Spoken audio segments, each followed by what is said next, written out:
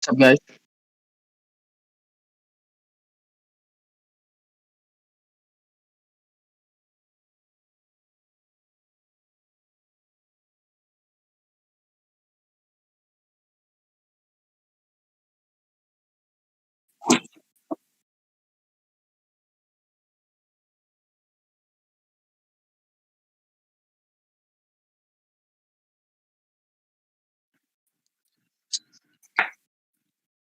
Steve, sorry to interrupt, but you've got no audio on your stream on YouTube.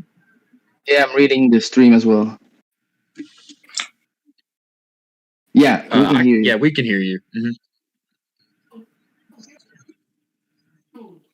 Oh, I got it now. I got it now. You're good. Interrupt, but you've got no audio on the stream on YouTube. Yeah, I'm reading the stream as well. Well, actually, hang on, Steve. Try. It's just you. I can hear all of us, but we can't hear you because I heard myself catch up.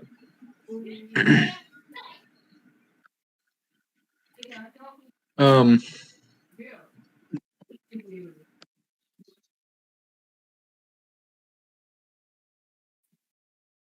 Okay. All right, guys. Well, I'm gonna take over while Steve tries to figure out what's going on with his mic.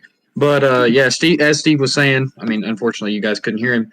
But we're all very honored to have CQB Junkie here with us today. We're excited to talk about some different stuff with Airsoft and all the good stuff like that. Just ready to hang out and chill with the community, man. That's what these coffee and Airsoft and PBZ podcasts are all about. If you want to, Dimi, go ahead and just give us a little bit of a rundown on who you are, man. Let's get people to know you. Yeah, in the Airsoft world, I'm known as a CQB Junkie. I recently changed my name to just Junkie because the last 3 years I've been only dedicated to the sport, Speed QB, Pro Division. So the Airsoft is falling a little bit apart, and my focus is now just the sport. I've been playing Airsoft for like 16 years now. CQB outdoors, you call it. I'm doing it for quite some time now. The last 3 years, playing for Second to None. Yeah, that's about it. I think. It's a boss ass name. Like it really is. Like I got a question. How'd y'all come up with Second to None? Actually, my brother Chup Chup. Because we were in the beginning, we didn't have a team. We did tryouts to complete a team, and we were struggling with a few names, and a few names that popped up were like Delirium, Chaos. There was another name. We had a few names, and my brother said, "Why not Second to None?" And we were like, second to none, second to none. Okay, the meaning, second to none. So we were like, okay, that's the name. Awesome. And now that's like a household name for competitive airsoft. Like everybody knows who Second to None is, and that has got to be the most badass name in the game. Like for real, that's just it's so intimidating too. Like you hear that you're going up against Second to None, and you're just like, wow, all right, cool. All right, this is a real game now. It's weird to hear those kind of things, especially Belgium, a little small country. And like you guys saying, the team name Second to None is known worldwide, and we are like, what the hell happened? But we are really happy that it's reached all over the world, and yeah, that's a privilege that that our name gets pronounced somewhere else. So thank you. Yeah, absolutely. Steve, have you gotten your mic fixed yet, buddy?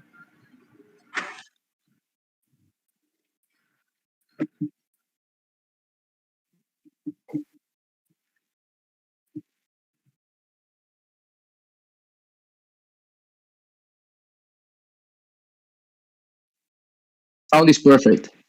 Yeah, somewhat. Sounds. I just listened to the stream and you are still muted on your stream. It's probably something in OBS, honestly.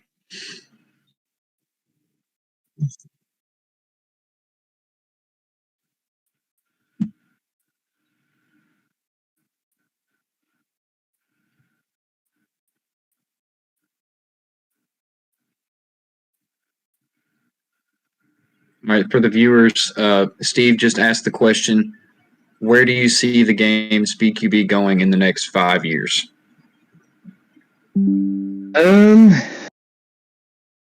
It's changing a lot, and because we know that it all started with CQB, of course, and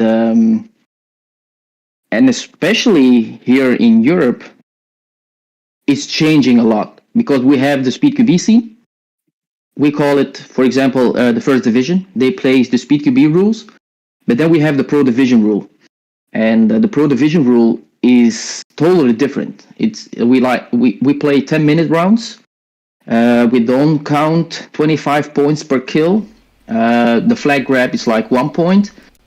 We have a second degree penalty rule. We have a first degree penalty rule. We have a penalty box.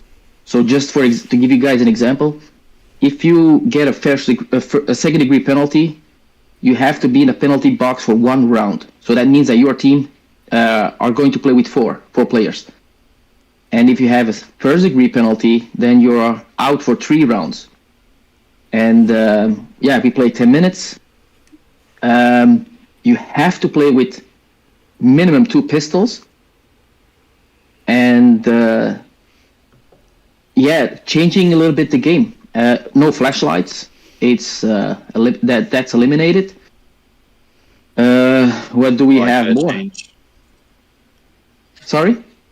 I said I like that change, the no flashlights. Dude, that's... Yeah, I remember the last tournament we played in the Pro Division.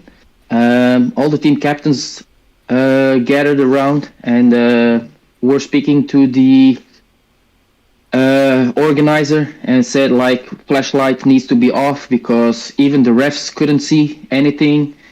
People or players intentionally blinding the refs. And we said, we as team captains, we want to eliminate, and we took a vote, so it was eliminated, and that was the game changer for us, and also for the refs, of course. But within 5 years, I think it will be growing worldwide. I think personally that the rules should be internationally if we play CQB. That if you're coming to the Netherlands, for example, that you're not getting surprised that, like, oh shit, the rules over here are different. Yeah. Oh, sorry. Right. No, you're totally fine, bro. You're totally fine. You're good. And it should be internationally. That wherever you're gonna go, that the rules are all the same. I'd agree with that with the consistency. Hey, Steve, your audio is working now. Awesome. I like that rule, the international, so you know what you're walking into. And it's a little, and y'all maybe touched on this a second ago, and I was working on it. So y'all's is something that we call almost, y'all go by like penalties, right? So like if somebody takes it, a shot to the die mask or something like that, we call that, a disqualification right off the go, an intentional no call. Is that just what you would call as a foul, and they would go to the foul box or whatnot, or how is that? Well, it depends. Like you said, if you get a hit on the lens, die, head, that's an instant DQ. So you're out. If you don't play Saturday, Sunday, you're just out. We consider first degree penalty that running from one bunker to another bunker, getting hit on your shoulder, that's a first degree penalty. A second degree penalty, what we consider as a second degree penalty, is when you start from the break and you dive into snake. In that dive, you get a hit on your belt, you get a hit in that motion, that's a second degree penalty, because those are the moments that when you dive, you don't have that 100% feeling that you get shot because you are in that movement, or getting shot at your foot or shoes or whatever. Those are the second degree penalties. Backpack, hit on the belt, those are second-degree penalties. First-degree penalties are just that we know that he had filled that. Okay, so that's Right. the difference between an intentional no call to an unintentional no call. Yeah. And it's just okay. I like that actually. I like that a lot. And of course, you get in the penalty box, and your team is up with 4, or even with 3. If they pick out 2 players, then you have to start with 3. Yeah, and it's- you know, go ahead. watching from like a viewer's standpoint, I really appreciate how like involved the refs are in like the pro division and stuff. Like that's something that we really lack in the scene in the States is, you know, consistency with reffing and rule sets. I think rule sets need to be, like you mentioned, the same internationally. And, you know, that would really help the sport for growth, because I know there's a lot of people that, you know, from field to field, or, you know, just stuff like that. And it gets old because people are like surprised by different rule sets. So that's definitely something I think we need to see in the next 5 years for sure. Agreed, and sometimes I mean almost like a team of refs, you know, because like what Mason just touched on with, it seems like it now. It's not every place, it's not every situation, but sometimes we've had, you know, refs. It's just like they're just there just to kind of get, you know, being involved or get paid, however they're doing it, and they're not as focused into the game and really watching. Yeah, and it's exactly just an image, and I hate to see that. I would like to see more involved refs, because that is a part of the game. Their job is extremely important. Yeah, of course. And that's an honor system too. And sometimes we've come across biased refs. It's been pretty obvious. That's why I kind of like, you know, idea maybe of some refs that maybe don't play. That's all they do is just ref. They don't really care who wins or loses, but just to be more fair with the game. I think that's something we should really touch on over here. But we're still, I mean, we really are. We're really trying to get this taken off on the East Coast. As of right now, what we do have is HTK SS in Nashville, Tennessee. Am I correct on that? Or is there one in... Is there official field in Miami that y'all know of? Is it official? No. I don't believe so. I don't think so. No. I Talk don't about think it is either. official CQB fields. Yeah, I'm thinking it's HTK I think we just have 3. That's what I'm thinking it is. Yeah. Which are smaller. I mean, SS, we haven't personally been to SS yet. It's in Atlanta, Georgia. We're planning on traveling up there pretty soon and playing it, but it's super small. It's a really compact field. So it does bring different challenges opposed to, you know, like HTK. I don't know if you've heard of HTK yet. That's in Jasper, Indiana. It's where we... Yeah, I've seen a video. Yeah, it's I mean, it's a beautiful place, beautiful facility, but there's the dynamic to that.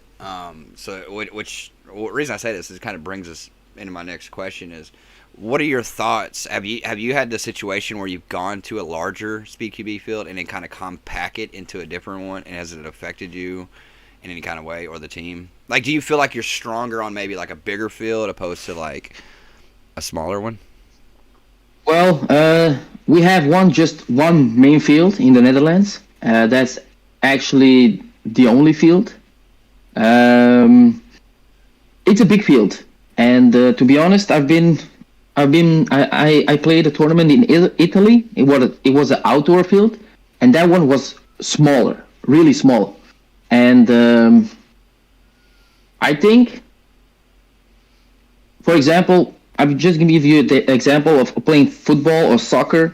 If you go to one stadium, that field is bigger or smaller than another stadium, Right. and you just have to adapt. And I think it's nice that you can play at that field, knowing that, okay, this field is smaller, so we have to play differently.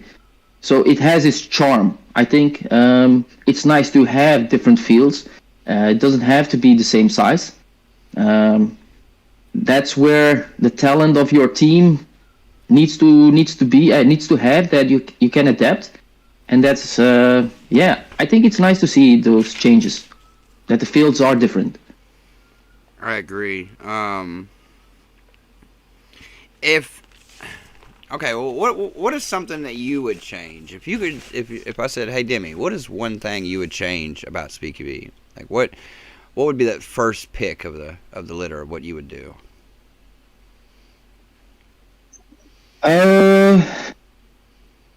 Thanks, Steve. That's a tough question because I'm- now I'm sitting here thinking of what my answer would be. I have no idea. It's a deep question. I mean, because I overheard you a minute ago when you said that y'all no longer have flashlights. Is that correct? Yeah. We're still able to use them. I have That my was mixed. actually the biggest Go ahead. switch. The biggest switch. See, and I mean, we've talked about that, and I actually still use one as long as one's allowed to be used. I mean, I will use it. It does kind of stun people sometimes. It can be kind of distracting. There's plus to it, and the takeaway from it. But just being able to, you can't really see a silhouette of them. You don't know if you're hitting them, if they got their light on, and things like that. You really can't tell. Not to mention, it's hard for a ref to kind of see. But I'm just interested in what do you think? What would you snatch away from CQB? Rule wise, field wise, whatever it be. I think the guns we are using are very accurate comparing to the paintball markers that we know, and for me the fields could have been bigger, more obstacles, bigger, because we know that if you play with an HPA or AG that's fine-tuned, that 20-30 meters is going to be accurate. There is no flyers like in paintball. You have a lot of drops, and in airsoft the guns are more accurate. And for me, I would love to see bigger fields like the one we have in the Netherlands. For me, it could be much bigger. So there would be also a lot of more movements on the field, a lot of different tactics. Because now you have 2 bunkers, home 2 bunkers, 1 Dorito, X, and that's it. But if you have, for example, like 3 or 4 more Doritos, you have more movement. And for me, the bigger field, no flashlight. That would be actually it. And the rules, maybe the points.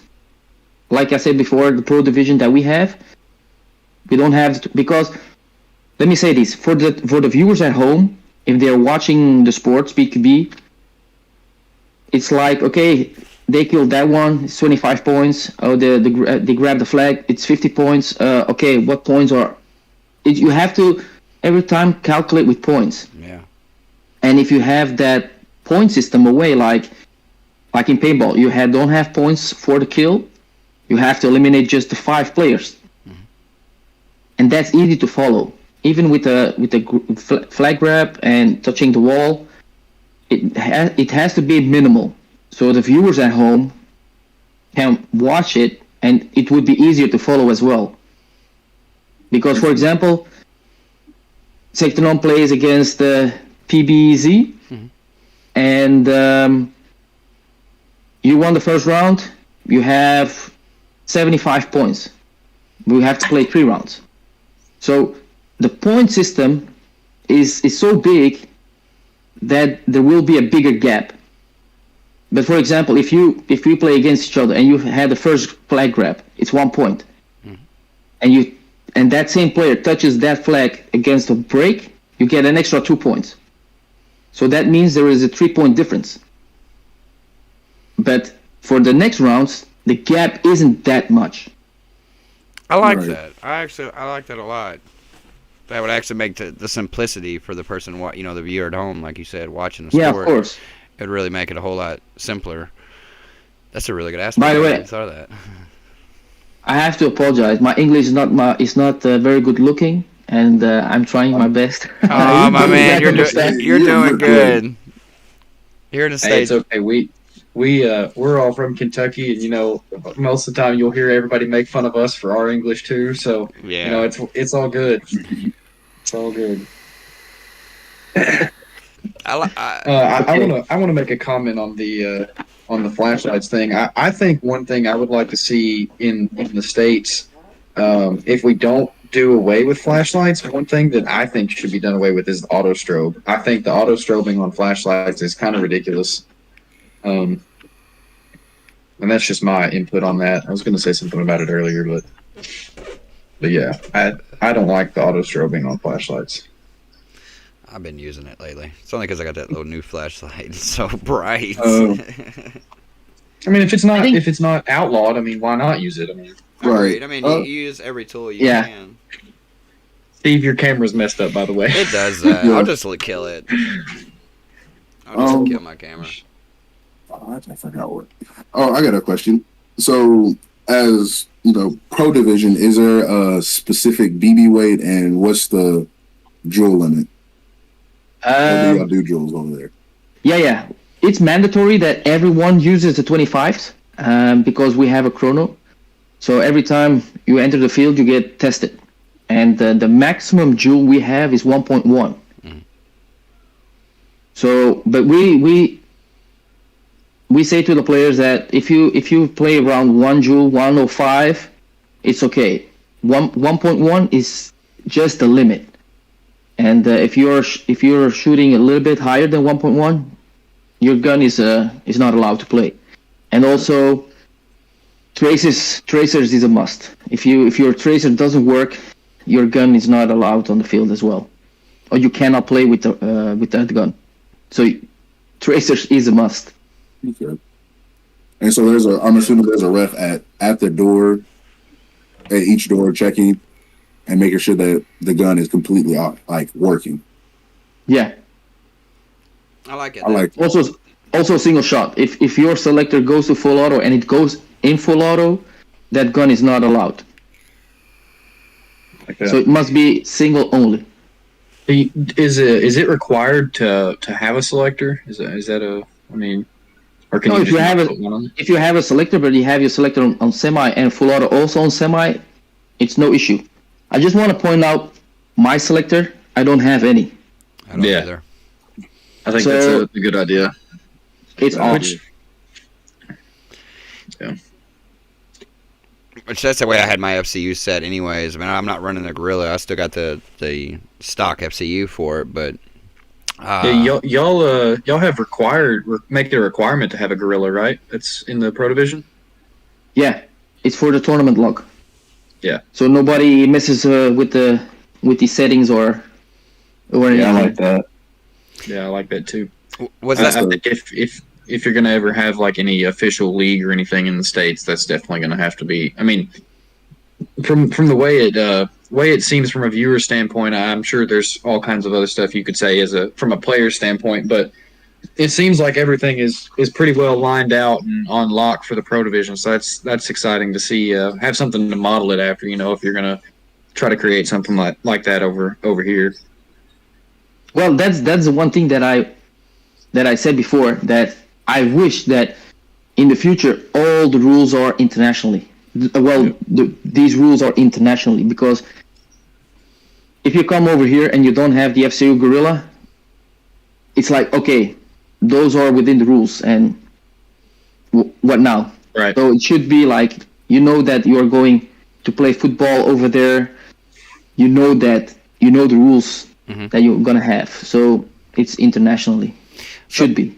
So was the requirement for the Gorilla? I mean, because you said being able to tourney lock it. Was it an issue beforehand before that come in play? I mean, was you having an issue with people tinkering with them or anything like that? And then they were like, hey, we're going to go ahead and put Gorilla so we can lock it down, make sure everybody's playing fair.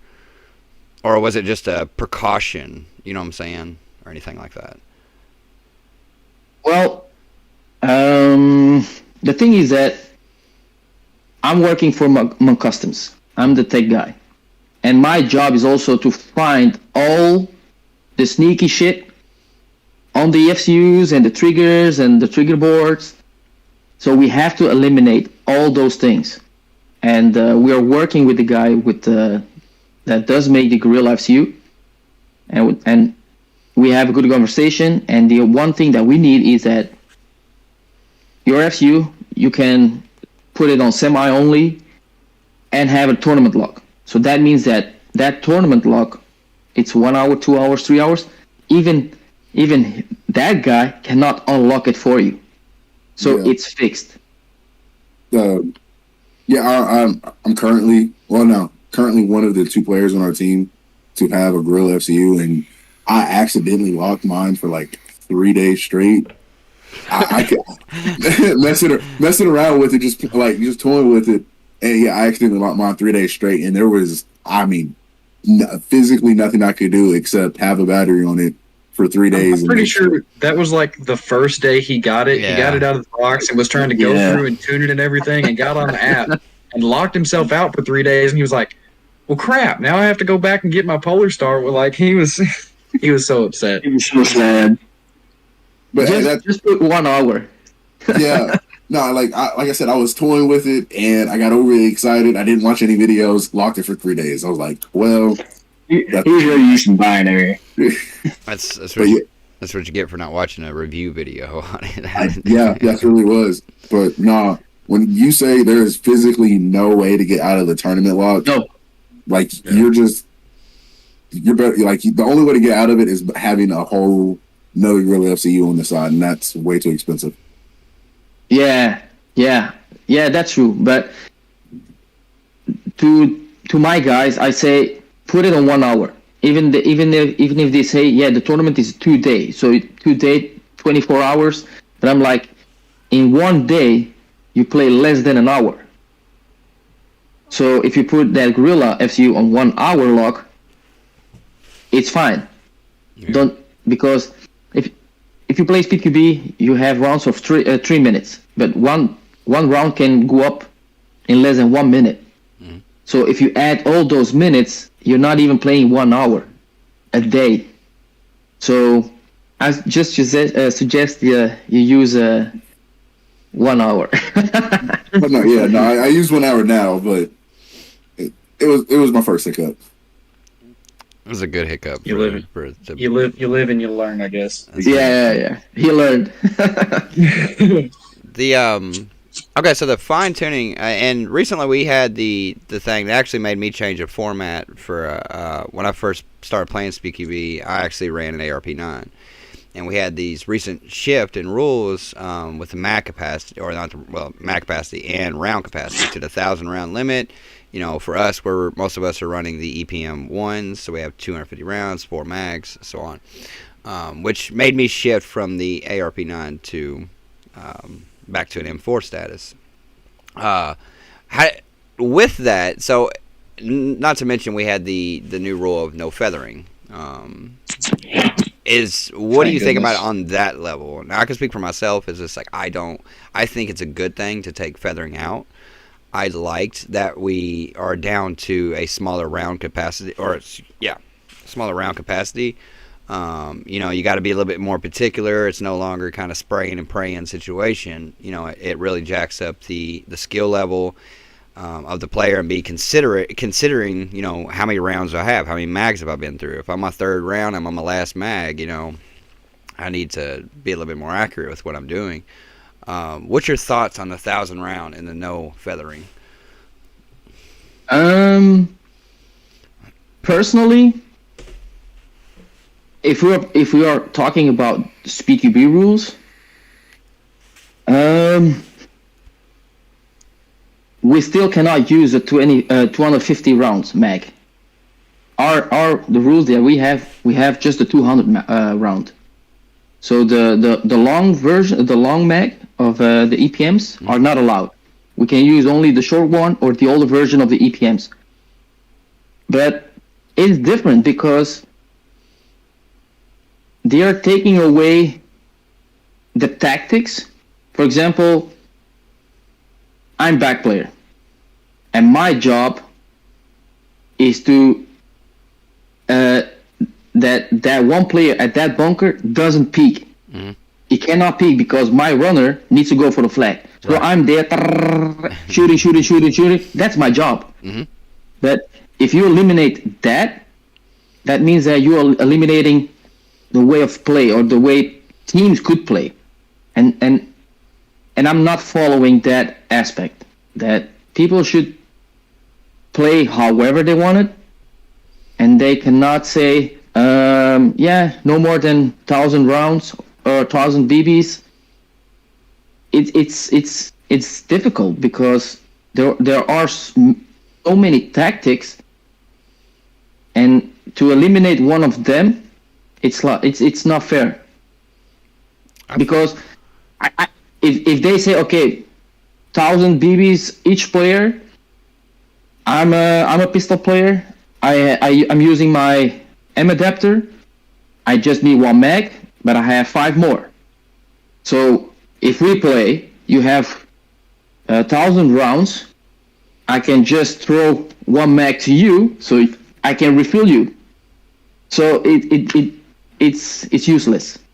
For me, it's useless because I can give you my mags and drop them to your feet or the bunker where you're standing, and you just need to pick up that mag.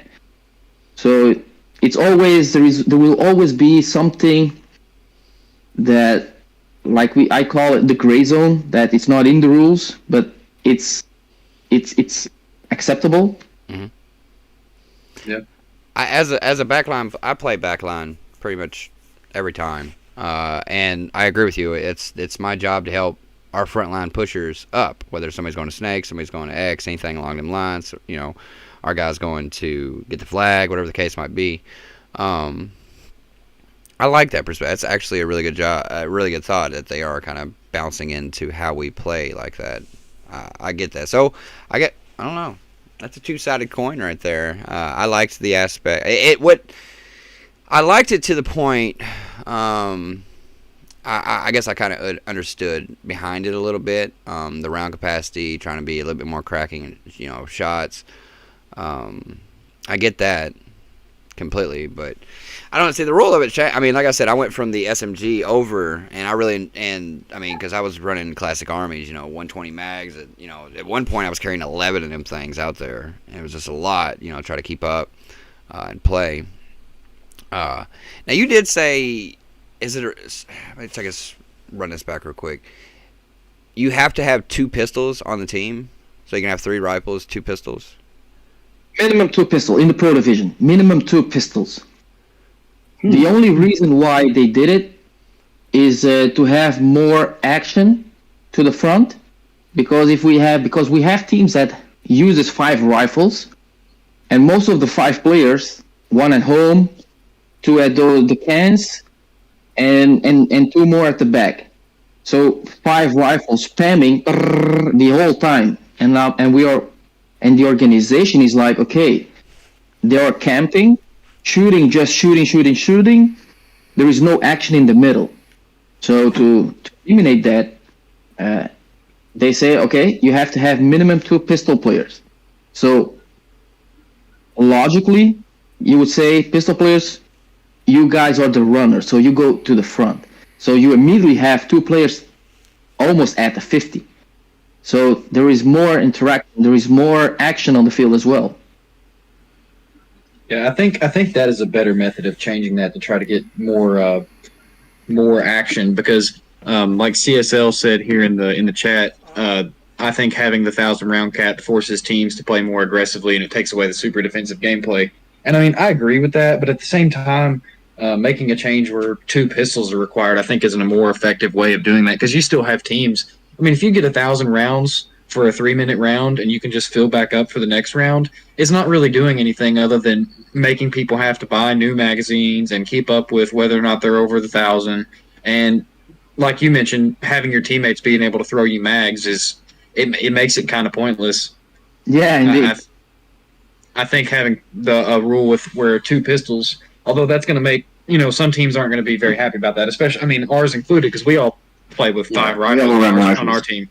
So, but I think that is definitely a change, which a lot of the fields we play on are rather small, so regardless of what weapon we're using, we tend to have a lot more action anyways, especially, I don't know if you've ever seen any of the Nashville Airsoft gameplay, but the field there is pretty much you got a lane that's, I mean, the whole field is like one lane. I mean, of course, you have to look down too around the bunkers, but it is not very wide. I mean, that field is, I don't even know.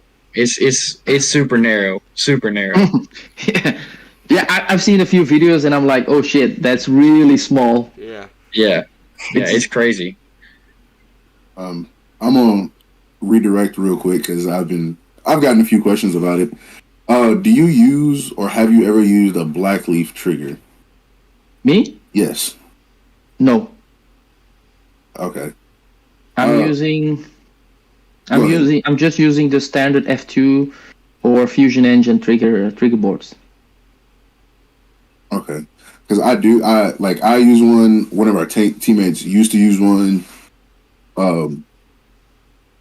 And mine's still currently together.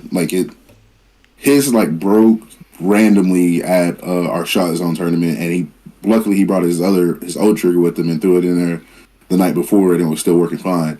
I was just kind of curious about if you knew how to prevent that, or if there was just some reasoning behind it. Why I'm not using it?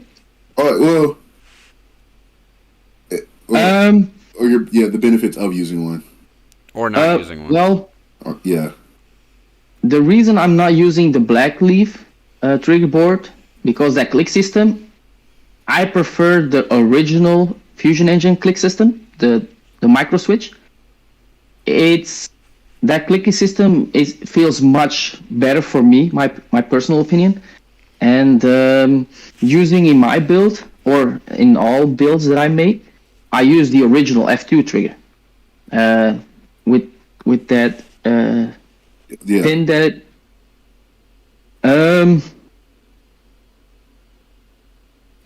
I personally I just don't like the feeling of the clicky system on the black leaf.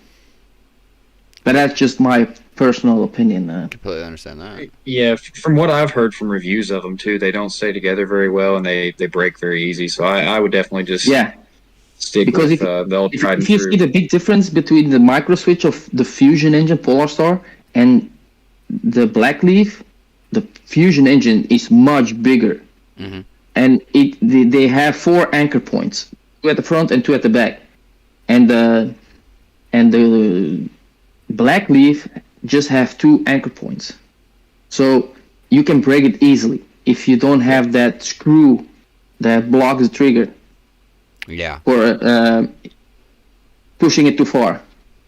Right. So the I don't know the time frame of this. I was kind of wondering it. It kind of put 2 and 2 together. The new Monk M adapter, super cool. I think it's a wonderful design to it. I'm kind of wondering, was that inspired kind of feel to it of how it, it's so much different than the primary or the tap one, that we used to see. Yeah. Was that inspired by the fact that the rule changed to the 2 pistol players up front, to kind of make it? I mean, because I know if you use, you said you have to use the S's or the regular EPM one or EPM. So if you're using EPM in it, with the Monk adapter, it's almost like you could have a stock on a pistol tucking real tight. And to round it around, it's, was that inspired by, hey, we have to have 2 pistol players instead of 5 rifle players? Let's kind of make something different? Or was it just random coincidence that y'all created that? No, that was actually an idea of 2 years ago. Okay. So the short EPMs weren't even there then, but it was the idea I started playing. I started using pistol back in Bunde 2019, and I was using the primary. But at some point, I was actually at the towers. We call it towers, and I couldn't get that low. And I was like, okay, this is struggling. So I went to the shorter max, and we were like, okay, we have to change this. And yeah, we came up with that design with Monk Custom's with Monk Custom. And no, not because we're using 2 pistols that we said, okay, this we need to have this for pistol players. No, that was an idea 2 years ago. Okay, cool. But I want to mention something about these adapters, like M adapters or primary adapters, just the HPA in general, because I've heard a lot of things like, oh no, I want to play gas mag, I want to play like the old school. First of all, everybody has their opinion. The only way, because here in Europe, I would say 95% is using these types of builds, and the other are using pistols. Mm-hmm. And everyone is using HPA, everyone, because one, we are not living in a country where it's sunny and warm, so gas mags over here is a no-go, and we have to use HPA. And even for pistol players, I'm just going to give you guys an example. I'm a pistol player and I'm using this, not because I don't like gas mags, because I heard a lot of people saying, yeah, pistols are for one balls, and I'm like, okay, I'm going to give you guys an example. I'm going to snake with my HPA. I'm fast. I'm agile with my pistol because I'm free. Not with an M4 with a tank on the grip. No, I'm agile.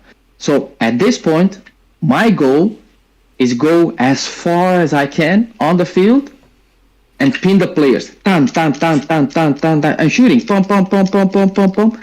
I'm not letting him peek. That means that my player can go up. Mm-hmm. But if I'm a one baller, I'm giving him chances to peek and snapshot me. Mm-hmm. Instead, I'm using HPA, and I have one mag of 120 rounds. That's all I carry, and I'm shooting. I don't care if I'm not one balling. My goal is that he cannot peek. Yeah. That's my goal. So that's the strategy and the tactics that we have over here, that those pistol players need to go as fast as possible to the 50. 50 is damage. Mm-hmm. So if you have one player, two player, a third player at the 50 with pistols, dude, you cannot surpass that. Because we have those front line with pistols shooting, making sure that your head is not popping out to peek. And we, the two players at the back with M4, are coming forward. It's full power. And I don't have to one ball. I can one ball with my HPA gun, but with my pistol. But that's all tactics. That's all strategy. And people saying, yeah, pistol is for one ball. Yeah, if I don't give you that chance or that opportunity, you're losing because you're ducking away. Because I'm putting that lane on my left side. That player is putting also that lane, so you cannot peek, not left, not right. So you are making you actually useless. So I want to give you guys this information, that pistol players, not because they're using HPA is bad. No, there is a reason why. I didn't even think about that too with the green gas. I mean, we have that issue over here. I'm not a primary pistol player by no means, but when we play outdoors in the wintertime like today, it was I think the highest was like 35 degrees, and we're all outside playing. The last thing you want to grab is a gas mag and try to go out there with a pistol. Well, if I could ask you, then I mean, you're already on that, kind of got that ball rolling on strategies and whatnot to kind of give to us. So that would be, I guess, kind of another question is, what is some big advice? So you're like, hey, I'm on the line with PBZ as a team. What advice can you give us as a team? The first advice I can give you is communication. Communication is key. That's the biggest advice I can give you, because I rather play with someone that doesn't have that snapshot but has that communication on point, Like, hey, he's speaking left. That guy is speaking right. You can move up. You can go left. You can go right.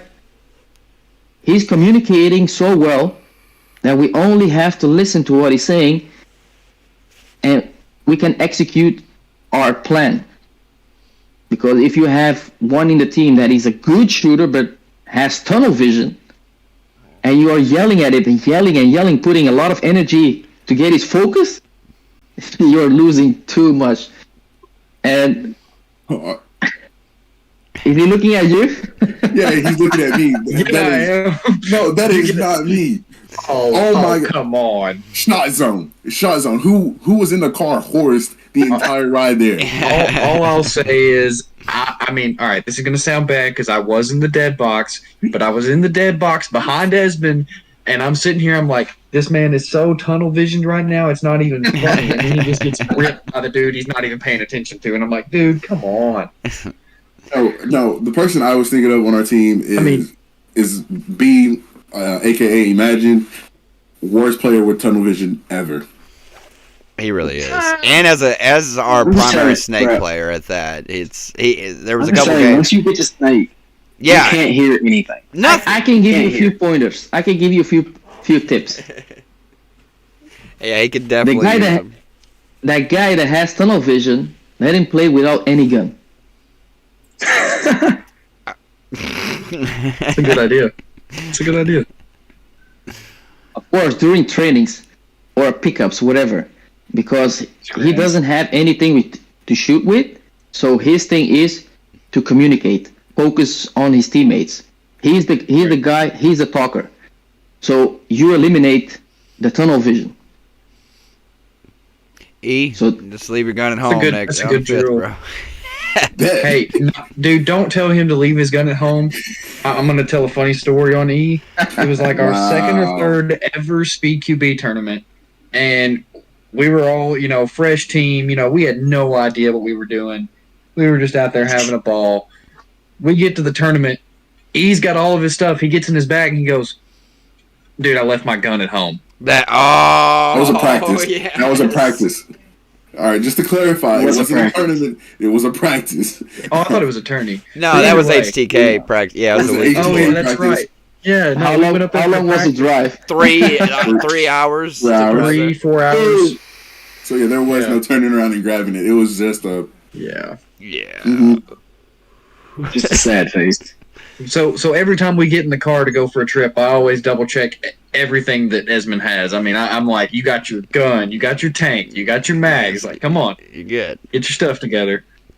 And don't leave anything now, because I packed. And as we said last episode, for everybody that's watching, you can't count on Esmond to stay awake for a drive either. He's the first one to sleep there, first one to sleep back, always. Not lies. I will say, not lies. Not lies. That is not lies. I will. It's easy for me to fall asleep in the car. Like, as an ex-wrestler, we used to travel a lot, and so, like, just as soon as I feel the vehicle in motion, it's like a massage, and it's out. And he's into that tunnel vision thing. Yeah. That's where it plays out. Yeah, I definitely think that would... That's the first thing I would do. Training on communication.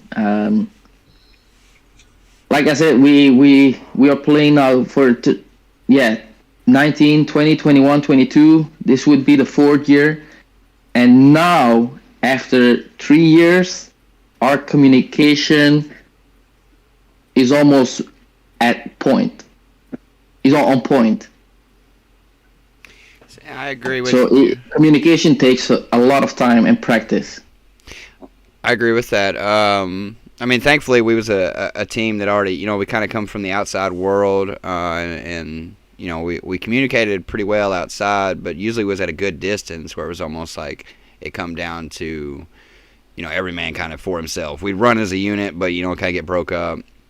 But, I mean, we say it all the time about communication. We're all yelling, telling out where a call is. It doesn't matter if I yell it, then Mason will yell it. It doesn't matter. We're just trying to. I mean, we agree with you completely on that. Is the communication. I mean, we could all suck out there. It don't matter. But if we know where other players are, we're communicating, we're staying in sync with each other. I agree. That's extremely, extremely important. But it come down to it too. Like I said, with our chemistry, we was able to do that as a team. Just more or less, Mason's notorious for saying if we lose a round or we did something wrong or something, he's lock it up. Like let's fix it right now.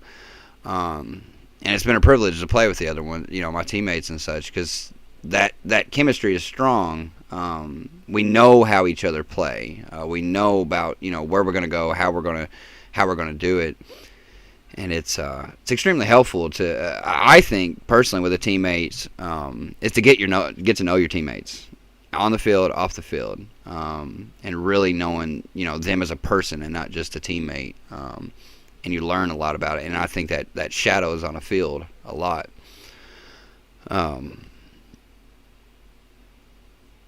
Yeah, I agree, but there is also. For example, I'm just giving you an example. You are with 6, and you only can play with 5, and that one player in the group is not performing well. What happens? Substitute. Mm-hmm. The 6th player will be playing, and everything is like, okay, we have a chemistry, and we all do the same sport.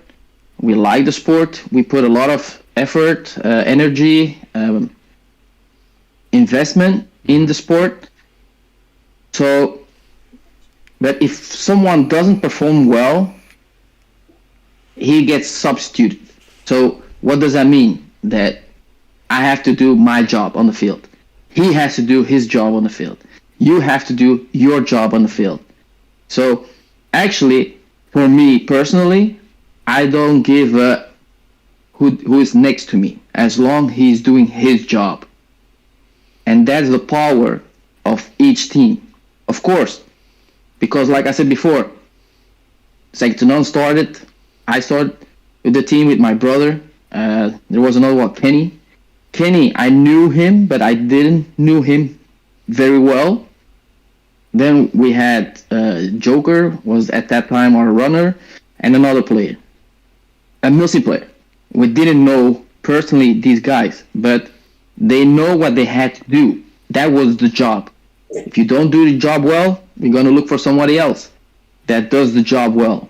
So it's all about, it's a team sport, but it's also an individual sport because you have to perform well, not for yourself, but for the team. And if you don't do that, there is another guy waiting for you to mess up so he can fill that spot, so he can show everybody like, I'm the guy that should be playing.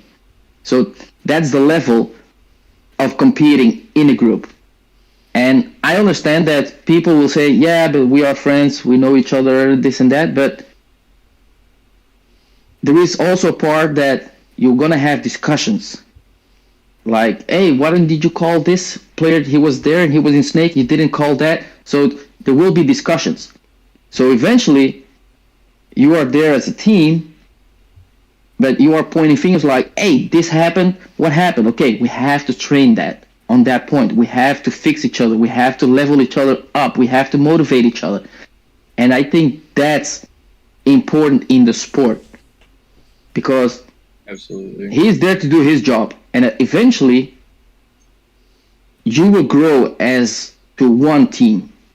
But the main thing is that you have to do it 100% for yourself, for the team.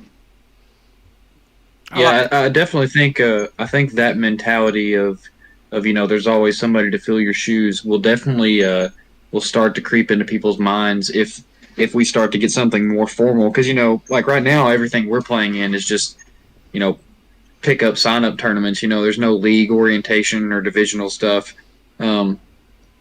which is gonna, not to say that it's not competitive, because it is, but it's not on the same degree of having a pro division. Mm-hmm.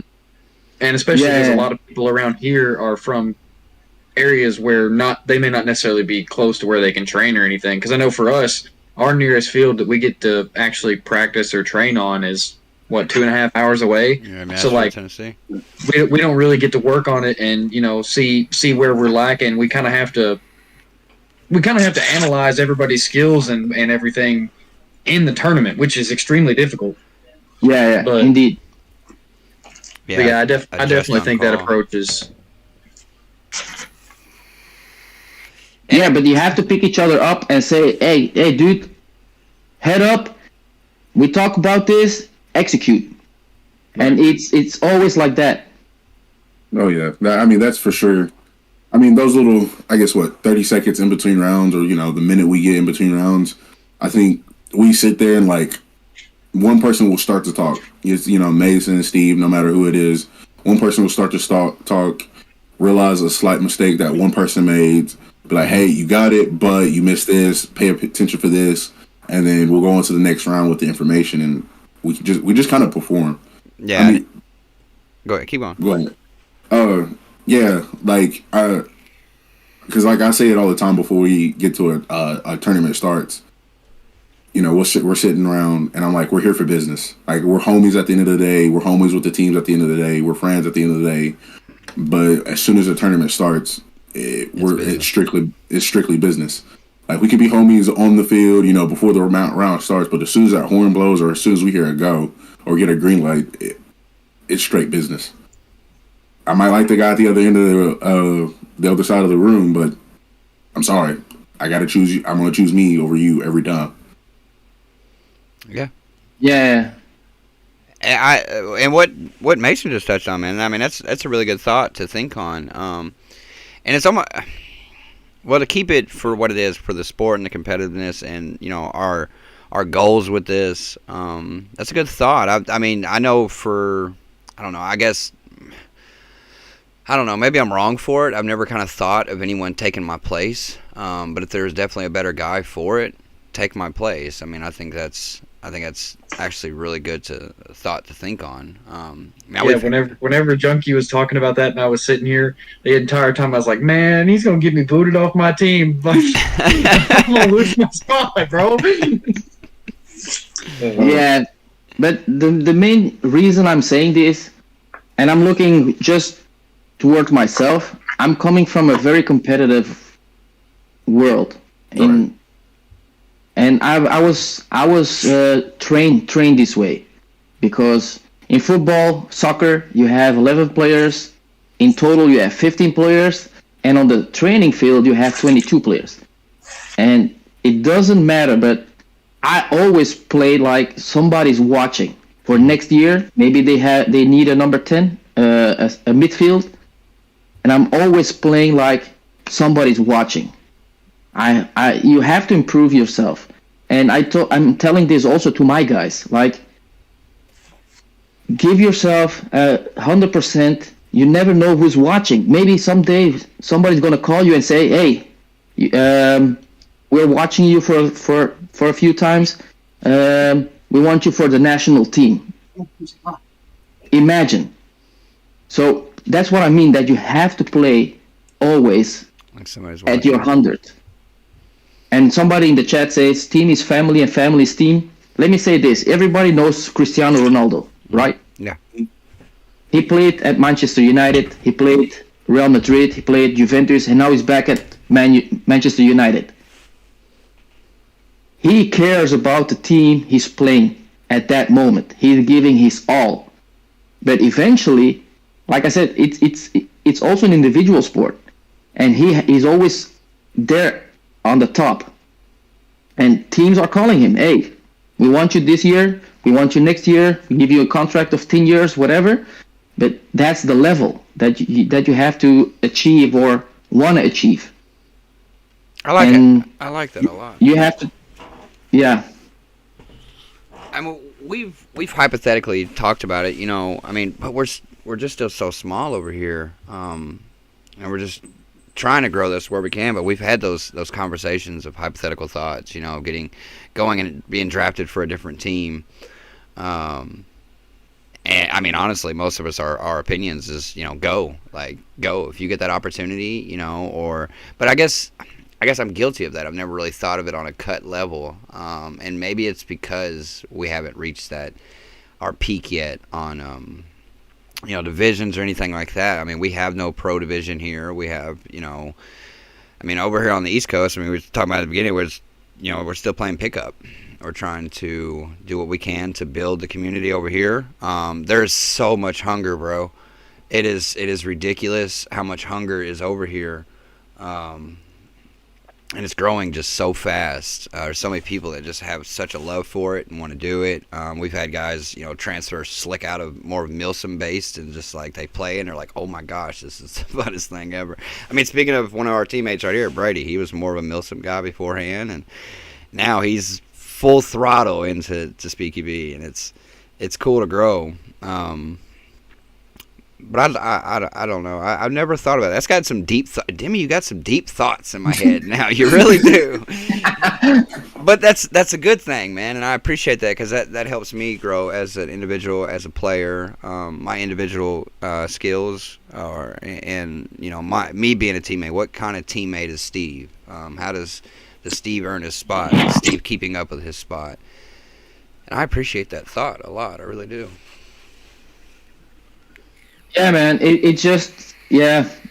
This is how I was grown up, and I transmit this to the guys in my team, Sector None, and I'm just lucky that I have players in the team that are just like, yeah, give all the information you have. We follow, because they say that we have two players. And that's the two front players, Benta, Rebel. And they're fighting. And when I call like something, Rebel is like, okay, he's talking to me. I have to listen. Mm-hmm. And that's so easy to work with players that in the middle of the fight, they have that concentration of what's happening and also listening to the orders I'm giving or somebody else, and they are so. I'm happy to have them because they are learning, and yeah, I'm just happy to have them in my team. I think that's something they're really dedicated. I think it's definitely something we need to work on. Each one of us, if we hear a call out. Actually, I mean, let's get rid of the tunnel vision. I think we've all done it. I've definitely done it before. I know I have. I could think of recently of a game that we played in Nashville, and I peeked out on one side, and I started shooting back at the back Dorito.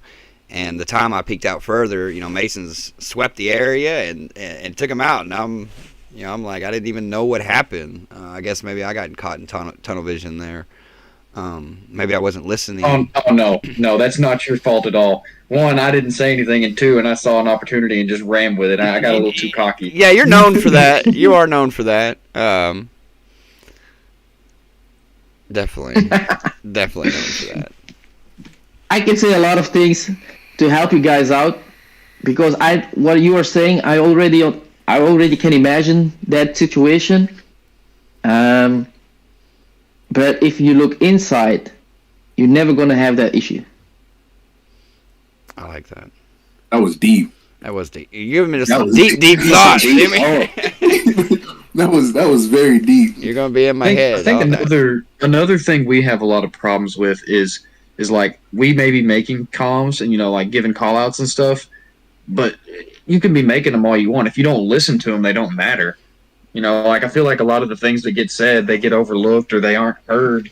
And so like I think we definitely need to, execute upon the effectiveness of your call outs. Like don't just be saying something unless you know that the person can hear you or what like make sure that whatever you're saying is something they need to hear and that they act upon it. Like don't just let it go one ear and out the other. There's no reason for that. That's just cluttering the air, Making more clatter and noise. Of course, but with good information, you can avoid all those things. Right. I'm going to give you guys a few tips, even though we have some frenemies in the chat that play the Pro Division. But I'm going to give you guys an example how I train the guys, and I'm like, I have to have visual. First of all, when I'm playing inside the field. So if I'm shooting, I have this view. So I know you are there, I know he's there. And the player on my right side, if he does the same but on the opposite thing, so he's shooting also inside, he's covering what I'm not seeing. So he's this way. And whatever happens within, I can see it. Mm-hmm. Because I saw players doing shooting left, shooting right, shooting left, shooting right. Enemy. Focus. He's out.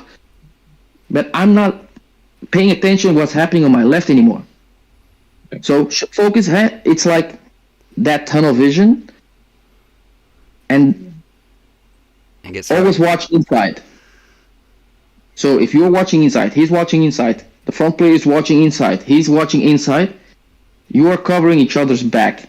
Always. So whatever happens to him, you see that happen.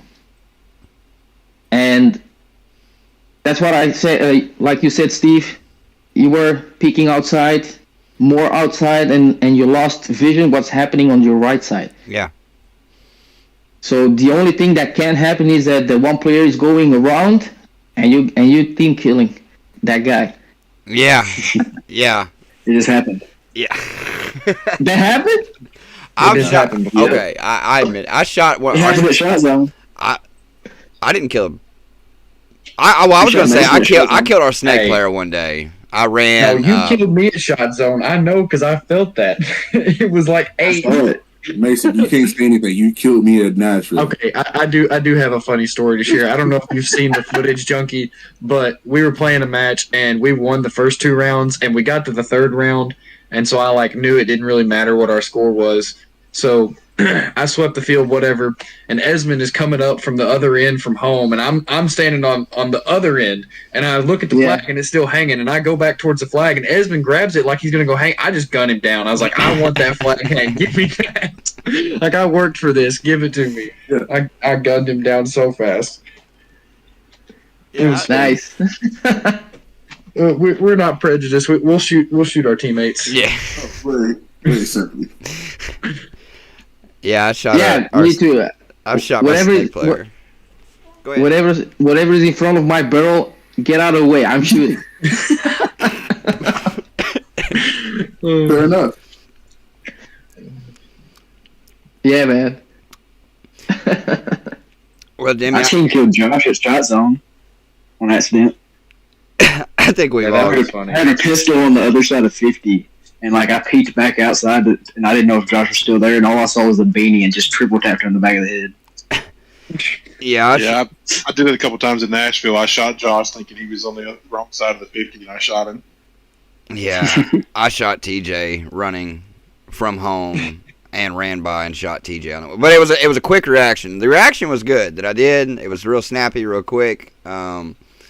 Steve, I don't know if you can call any reaction that involves you shooting your teammate a good reaction. Hey, if it would have been the enemy, he would have been a little salty. Compliment yourself on team kill. If it would have been the enemy, he would have been salty by how quick I come around that corner and put one on him. I think TJ was pretty salty that he got team killed. Yeah, definitely. I felt so bad. I noticed it as soon as I pulled the trigger. It was too late. And while I'm running, I shot TJ. But the game was over. We was already kind of rushed. It was clear. Steve, just say your snapshot was on point. It was on point. It was super on point on the way by. It was a good shot. Unfortunately, it was the wrong person on the other end, receiving end. I'm more curious about it. So how often do y'all practice? As a team? Yeah. Normally, we train minimum 3 times a month on a Sunday for 2 hours. We do a reservation of 2 hours, and for 2 hours you have that field for yourself, for your team. So then you have your practice. So it's minimum 2 times. We ask the team members to train 2 times a month. If we can train a 3rd or a 4th, perfect. But we have to train minimum 2 times. Yeah, we definitely. And then of course you have the pickup games. Definitely need more training on our part. And I mean, it's been unfortunate for us at the moment. We're I mean, we're dedicated to doing it. I mean, we drive, hours away to go to these fields to play, and use what skills we can. I mean, we've practiced at home, behind sheds and stuff, peeking out at each other and whatnot. That's definitely something that us as a team need to get on a little bit more, and dedicated more time to specifically training, practicing. Definitely that. I mean, because it's obviously paying off. I mean, especially for y'all, it's definitely paying off. So it's definitely something that we need to do. But we put a lot of effort and dedication, because if you live far away from each other and you have to drive like 2 hours and a half, I have to drive almost 2 hours to the field. Rebel, one of our team, does have to drive 2 hours and 20 minutes. But if you know someone that can 3D print something, 3D print that field. So you can put it on a board and create your tactics or designs.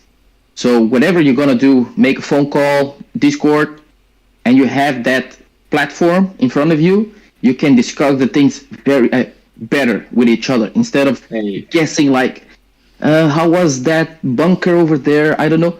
Do it that way. Could be much easier. Our head designer is sitting right there in the camouflage hat, so get him on that. That's a great idea. It is a good idea. The only thing at the same time when I think of that is the place we play at the most is you never know what that field layout's going to be. It could change. Yeah, they change it in once every tournament. Yeah, as soon as we get there, it's just different. So you get to walk the field, check it out, see what's going on, peek some angles, talk with your team. It's never, it's That's the other thing is I wish we had a field where we could make it possible to actually have the training times. I mean, I'm sure we could talk to different fields, but I know Nashville gave us a training time one time before a tournament. The tournament was at 6 that evening, and we got there at 8 that morning before they even opened, and had a little like hour and a half long training session before it started. And we never really asked or got any more of those again, but like being able to have a field that would allow that would definitely be something we should hop on if we could. But like I said, the only place I would think would maybe do that would be Shot Zone on a Sunday, and like that's 4 hours for most of us, which is difficult to pull off on a day trip. Yeah. But my question, you're from the East Coast, right? Mm-hmm. Yes. Yeah, more or less. Broad brush. When we say west and east, we're in Kentucky. We're kind of in the middle. We're pushing middle, but we kind of look at it on a two-part system. We got west and we got east. We kind of leave off north and south. So it's kind of like, do you hit the middle of the states and push east, or you hit the middle of the states and push left? Do you guys live far away from the field where Tacos is training, or Asylum? Yeah, that's in California. That's in Cali. Yeah, that's what? Oh, that's on the other side of the nation. Yeah, and we're a big old place. For us to drive from across our country, for that one. Yeah, our drive across our country is probably a 26-hour drive from one end to the other, at least, of the country. Yeah, to drive there would be at least, I don't know what it is, but I'm just going to guesstimate, maybe a 20-hour drive, 22-hour drive from here to there. No, forget that, man. Yeah. What field is it? What's the name of the field? Asylum. It's like NorCal area, North Cal area. Like, we love each other, but I don't think we could be in a car together for 20 hours. I could. I'd be asleep. So yeah, you would be asleep. I wanna say hi to DVS Airsoft. That's one, and to Alexander. Will we have a new field layout for 2022? Yeah, of course. But it's not out yet. I didn't even know what the field layout will look like. But it will be a new field layout.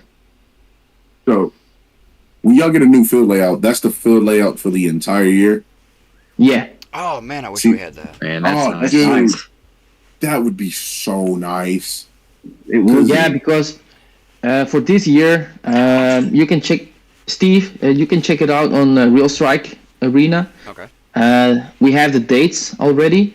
And this year we have 4 tournaments for the league, just the league, and then we have the European Championship, then we have the globals.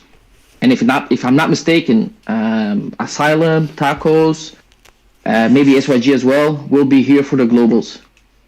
Oh, I'm so jealous. Yeah, I'm jealous. I'm jealous. You guys are always welcome. Well, I appreciate that greatly. Dude, That's definitely a goal one day. And maybe I'm touching wood. Maybe with second tournament we're gonna travel to the States if there is a big tournament for this year. Hopefully. That would be lit. Yeah, hey, that's kind of with what we piggyback, or like we're trying to help build some things like that over here on the East Coast, because it's like, have the option of, not of us can go, a whole day away across the country to do that sort of thing. So I don't know, we're just trying to get involved. There's like I said, there's so much hunger, there's so much talent alone, and this is growing so fast. It's literally a wildfire. Yeah. I looked it up, Steve. We're 28 hours. I couldn't find the address for Asylum, so I did Project N1. It's 28 hours 28 of hours. a drive to N1. Yeah. And one is West Coast, right? Yeah. Load up the Yukon. We can do it. Little drive. We need a team. don't joke with me. Yeah, don't like, cap. I Don't won't, do that. I won't pack my bags right now.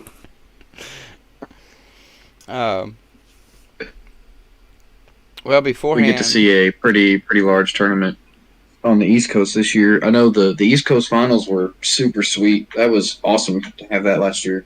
yes, it was, and we're hoping to see that I hope we again. get to have that again. Yeah, for sure.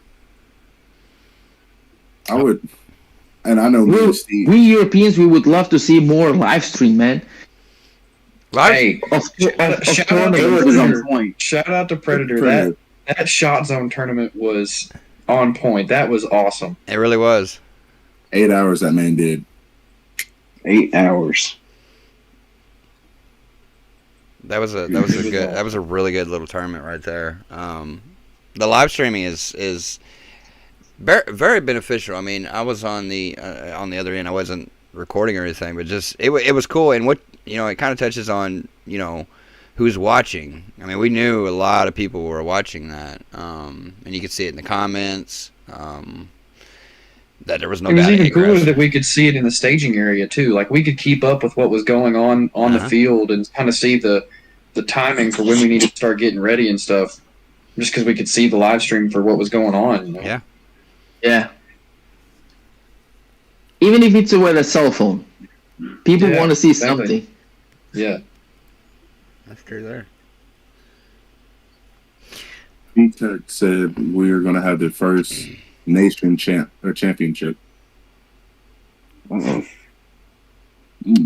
Yeah, I heard that France, for example, they're making a selection. There will be a one-day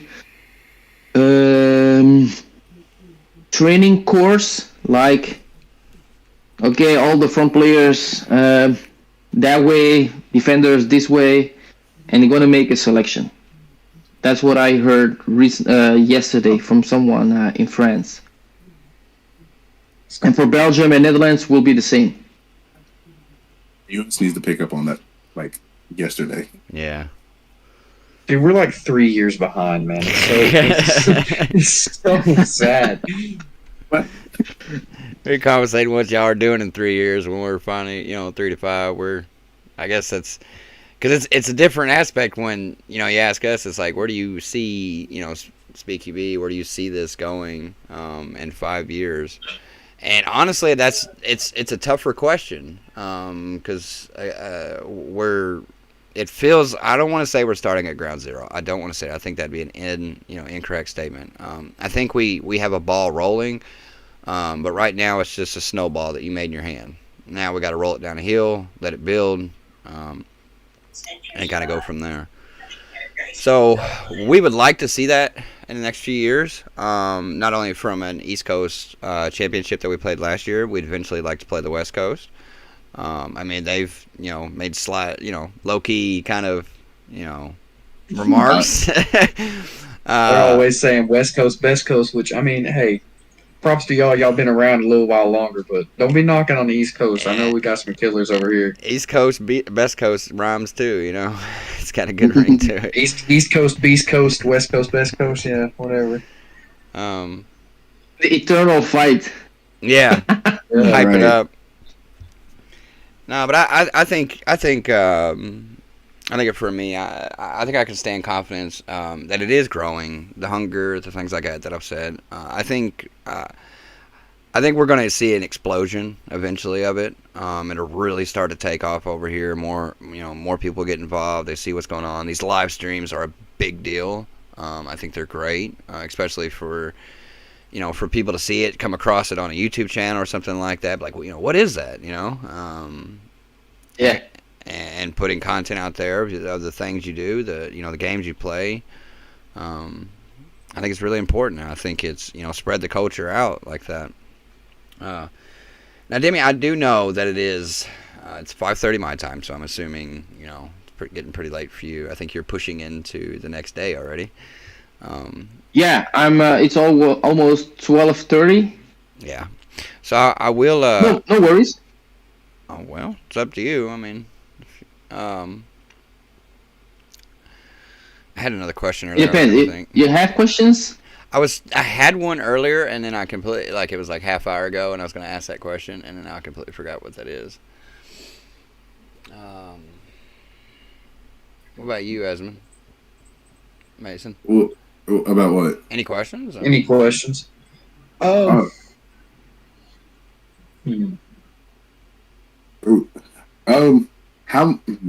I don't know how to word it properly. How much has the Euro grip changed the game, or how much has the Euro grip developed there?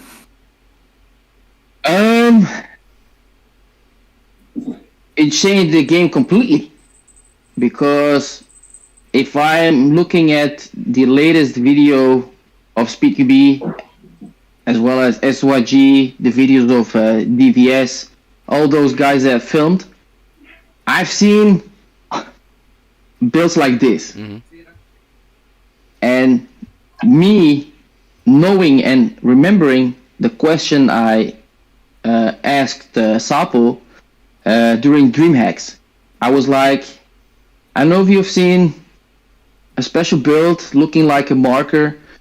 What are your thoughts on these builds? And I remember he was saying like, nah, reminds me too much of paintball. And if you look now, all SYG is playing with them. I seen Asylum playing with them. So it changed the game, because you have to. I'm going to give you guys an example. You're playing HPA with a backpack. Mm-hmm. And you are in my team. And you are getting, for the third time, a second-degree penalty on backpack. I'm going to say, remove that backpack. It's costing us a lot of points, and we are losing. So the next time, you will say, okay, I have to find something else so that I don't have to wear my backpack. So you eliminate the backpack.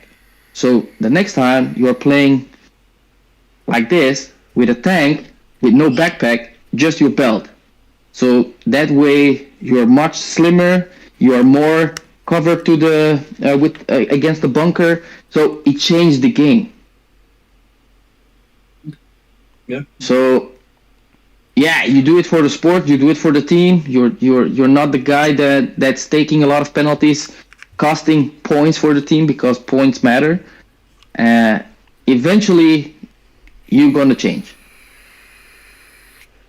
It is getting really popular over here.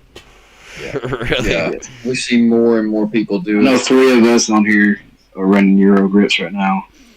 Well, now Steve is the only one on the A team that is still running Old Faithful. Hey man, I was That's all running. I'm saying. I haven't ran the Monk one yet. I ran the Euro Tactics before anyone else. Like, y'all leave me alone. He was the first one to have it in the area, and then he ditched us. Time out. He jumped ship. I was the first one who had it in the area until somebody broke Yo, mine. Mason stepped on it. Negative. Okay, no, hang on. I got to tell this story. You can't blame me. we're playing in an open play, and for some reason, Isman thinks it's a good idea to set his gun down underneath my feet. And then he's like, "Hey, can you give me cover fire to the next piece of cover?" And I'm like, "Yeah, sure." And he just takes off, and I step out, and all I hear is crunch, and I'm like, "What?" Like, who does that? Who just sets their gun down underneath someone's feet? All right. Apparently, is that's who. So I set my gun at his feet because again, you're the Eurogrip had just came out. This was a fresh at that time thing, and it was like that was the first one I had seen in Nashville. I didn't want the chance of somebody picking it up and just simply walking off with it. So I sat it at my teammate's feet, hoping that he would be able to cover me, but also watch my gun at the same time as I'm going for the objective. Sadly, so he steps. He took care of it. He took care of it. Yeah, he took care of it. That was that was a day right there. It was sad. It's a game changer. I have to say that here, almost there is one team.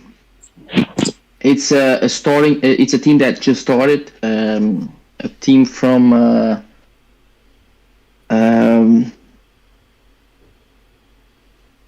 Finland, I think. They're just playing. That's the only team that's playing with a stock.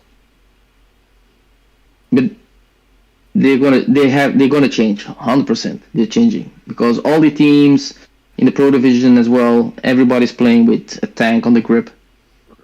It is what it is. Okay, so only, I guess, you're I don't know, I can't talk. Only newer teams are the only teams that usually are playing with just a stock over there. Yeah, I think it's just this one team. I totally look like the new guy on our team. Man, I'm shifting back. I'm waiting there. I mean, I gotta get things together, but definitely be seeing mine here soon. Here soon enough. Yeah, I definitely think ditching the backpack, which a thing that Bobby does on our team, but a lot of people really, instead of going to the Eurogrip, I've seen more and more people moving over to AEGs and just running AEGs with a belt too. So there's also a lot of that over here. Yeah, of course. But over here, the amount of shooting, it's insane. I think on an entire tournament, I think we are shooting almost 20 bottles of Dimi. 20. Oh my gosh. There is a lot of amount of stress, and if you play with an AEG, I think you're gonna have different motors, different pistons to change them because the amount of fire over here, it's between 16 and 20 bottles of BBs. What count bottles are they? Are they like the 3,000 count? 3,000. Wow. Okay.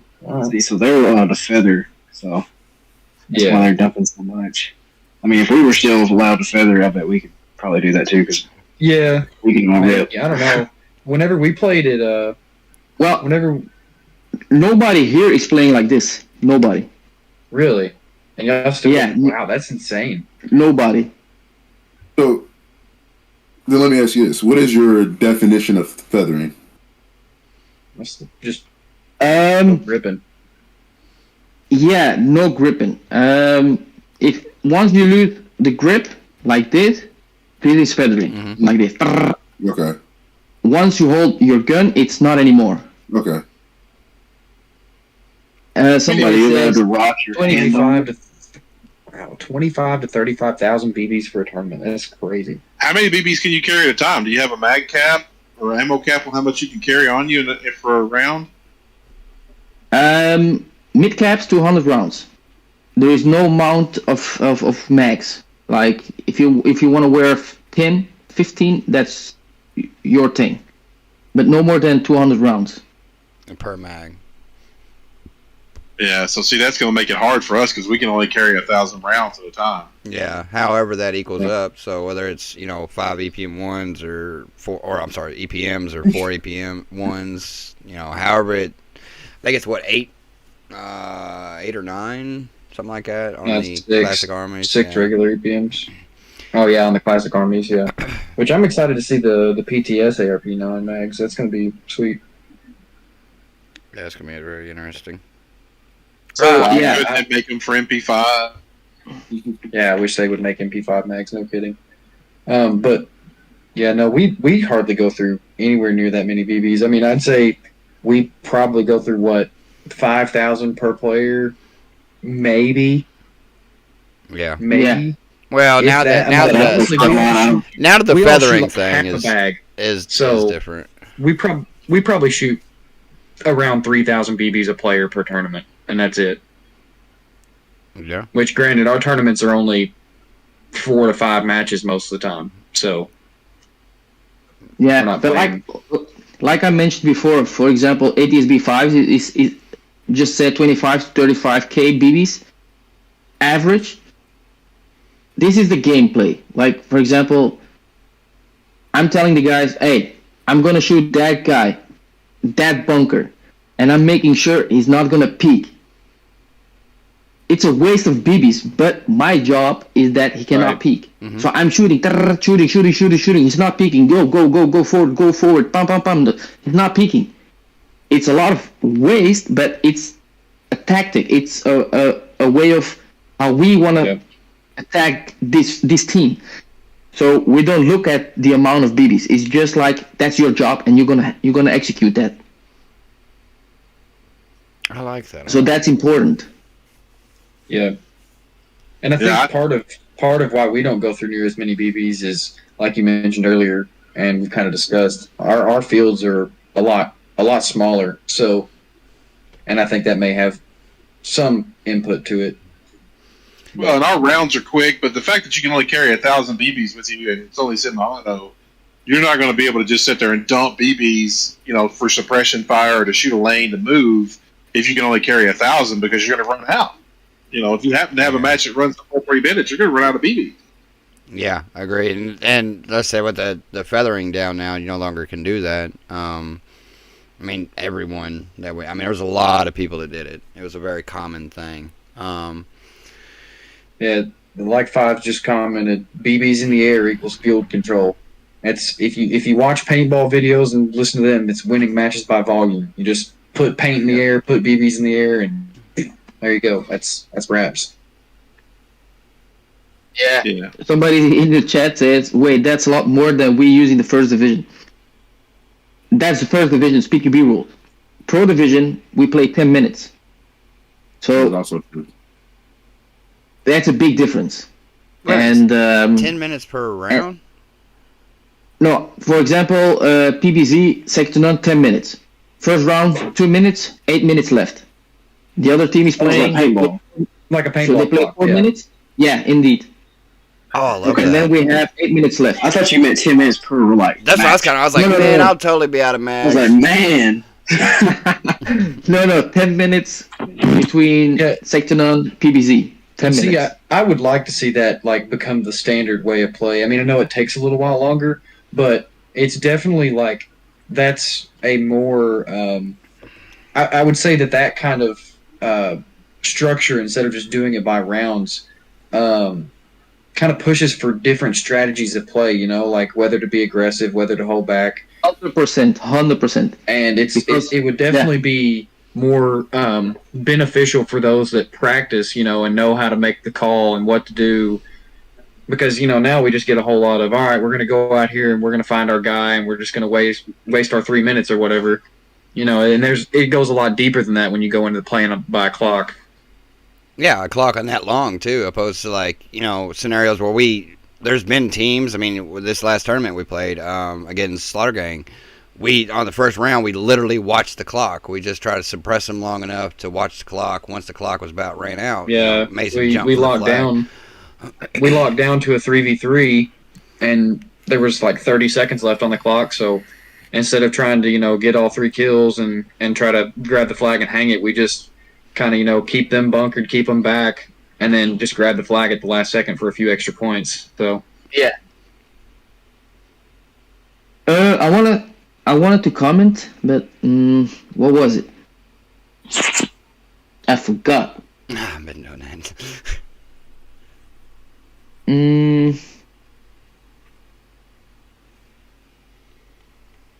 Yeah. Gone. It's gone. Yeah, that's what I still don't remember what I was going to ask earlier. I had it like halfway through because one of y'all mentioned something, and I was like, "That's perfect to ask." It is gone.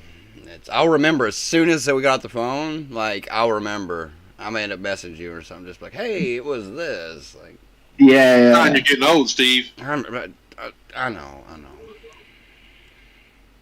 How old are you, Steve? I'm not old. I'm only 33, but they clown on me a lot. Oh. Because a lot of our team members are in their 20s. Peak, man. Yeah, I try to tell them I'm at my peak, man. I'm in my prime right now. What are you talking about? whatever, Grandpa. All right. Now you make me feel really old. How old are you, Demi? This year, 38. 28. 38. 38. I was about to say. I was like, Y'all are spring chickens. yeah, there we go. See, You'll be see 46 Pops, this year, aren't you, Pops? Pops is a real one. Yeah, I'll be 46 this year. He's still out here kicking it. He's still getting it. Hey, I give it to him. The man played in his work boots last tournament. I was I was just trying about to say that. I was like, oh man, oh my lord. Yeah, clean the Yeah, boots I'm off. getting old. I'm getting old. Yeah, but for the next 5 years, like I said, for me, this sport came a little bit too late. But I hope in 5 years, or let's say in 10 years, I hope players are getting paid for this. That the sport will be there, and that players could be paid. That would be sick. That's the goal, and we are doing our best to establish this. So the younger guys, the younger generation, it's like I'm gonna pay my inscription for this year, and you're getting your clothes, you're getting your joggers, you're getting jersey, and you're playing for an entire year, and your main goal is to be there in the top team and getting paid. That would be amazing. So like contracts, that would be awesome. That would be. That would be amazing. It wouldn't be for me, but for the next generations, Mm-hmm. I hope this sport can pay players, and would be really nice, and travel as well. And the sponsors, it's not the 10% sponsoring you get. The sponsor is paying your plane ticket and saying, "Hey, I booked your hotel at that time. There will be a car, a van, whatever." That'd be sick. That would be indeed. That would be amazing. That would be nice. Three of us have that opportunity to possibly see that. We Hey, if it happens in 5 years, how old do you think we are? Me. Savage. I'm just saying, like, Savage. That was for the jugular, bro. Hey, He went straight for the jugular. honestly, Esmond, if it's gonna happen, it's gonna happen before Pops is in the nursing home eating chocolate pudding. So, facts. Now, come on now. You and E both? Alright. Wait till I see y'all in person again. See if you want to stack up with the old man. I'm literally in the next room. room. You're literally right over there. Don't. Well, come in there and choke me out, you young pup. Oh wait, I remember what I was going to ask earlier. Oh, so as far as players go, I know, or I've been told that you have to be the age of 18 to even own an airsoft gun in Europe. How does that affect trying to choose players who are very talented, like who have all the qualities you look for in a player, but are under the age? In the Netherlands, you have to be, and I can show you. One moment. Mm-hmm. That would suck too, because there's a lot of 15, 16-year-olds that are killers. So, I was born and raised in Belgium, even though my parents are from Chile, South America.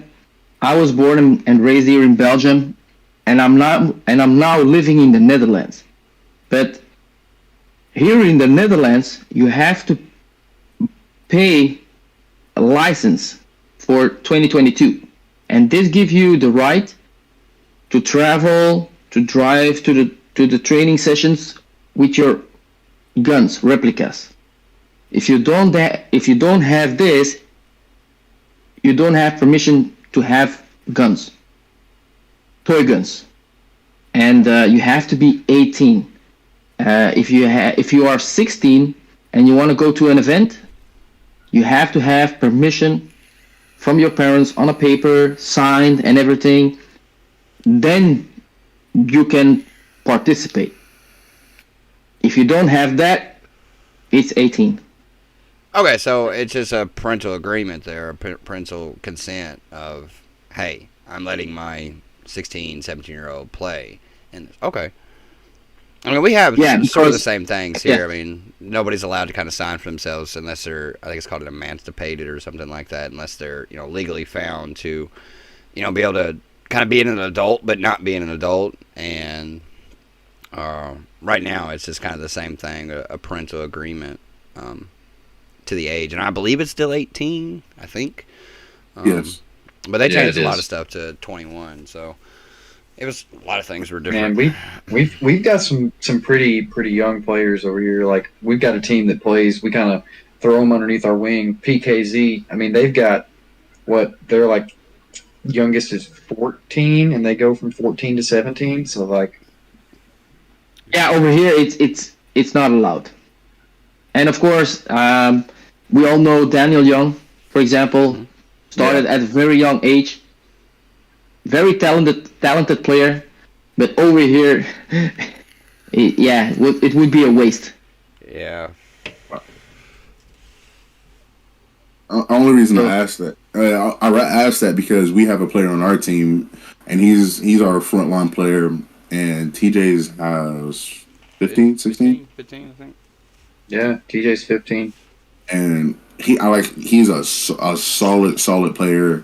Like you said, one of those guys, like, if you tell him something, he's right there on the money with the Taz. And, he's only 15, and it would be I'm not devastating, but just very hard. I can see where it could be very hard to have his talent and his drive and his motivation and not be able to play if that was a thing over here. Yeah, of course, that sucks, because even players at an age of, for example, 17, it's like, shit, one more year and then I can start. Right. Yeah. But all those years are like wasted because, you are not allowed to have replicas. So in that case, it sucks for that player and also for the community. Also, for a lot of things. Now, is that no? I guess that would be more of a governmental rule. Like a government rule that plays in. Okay. Those are things we cannot discuss about because those are the rules. And of course.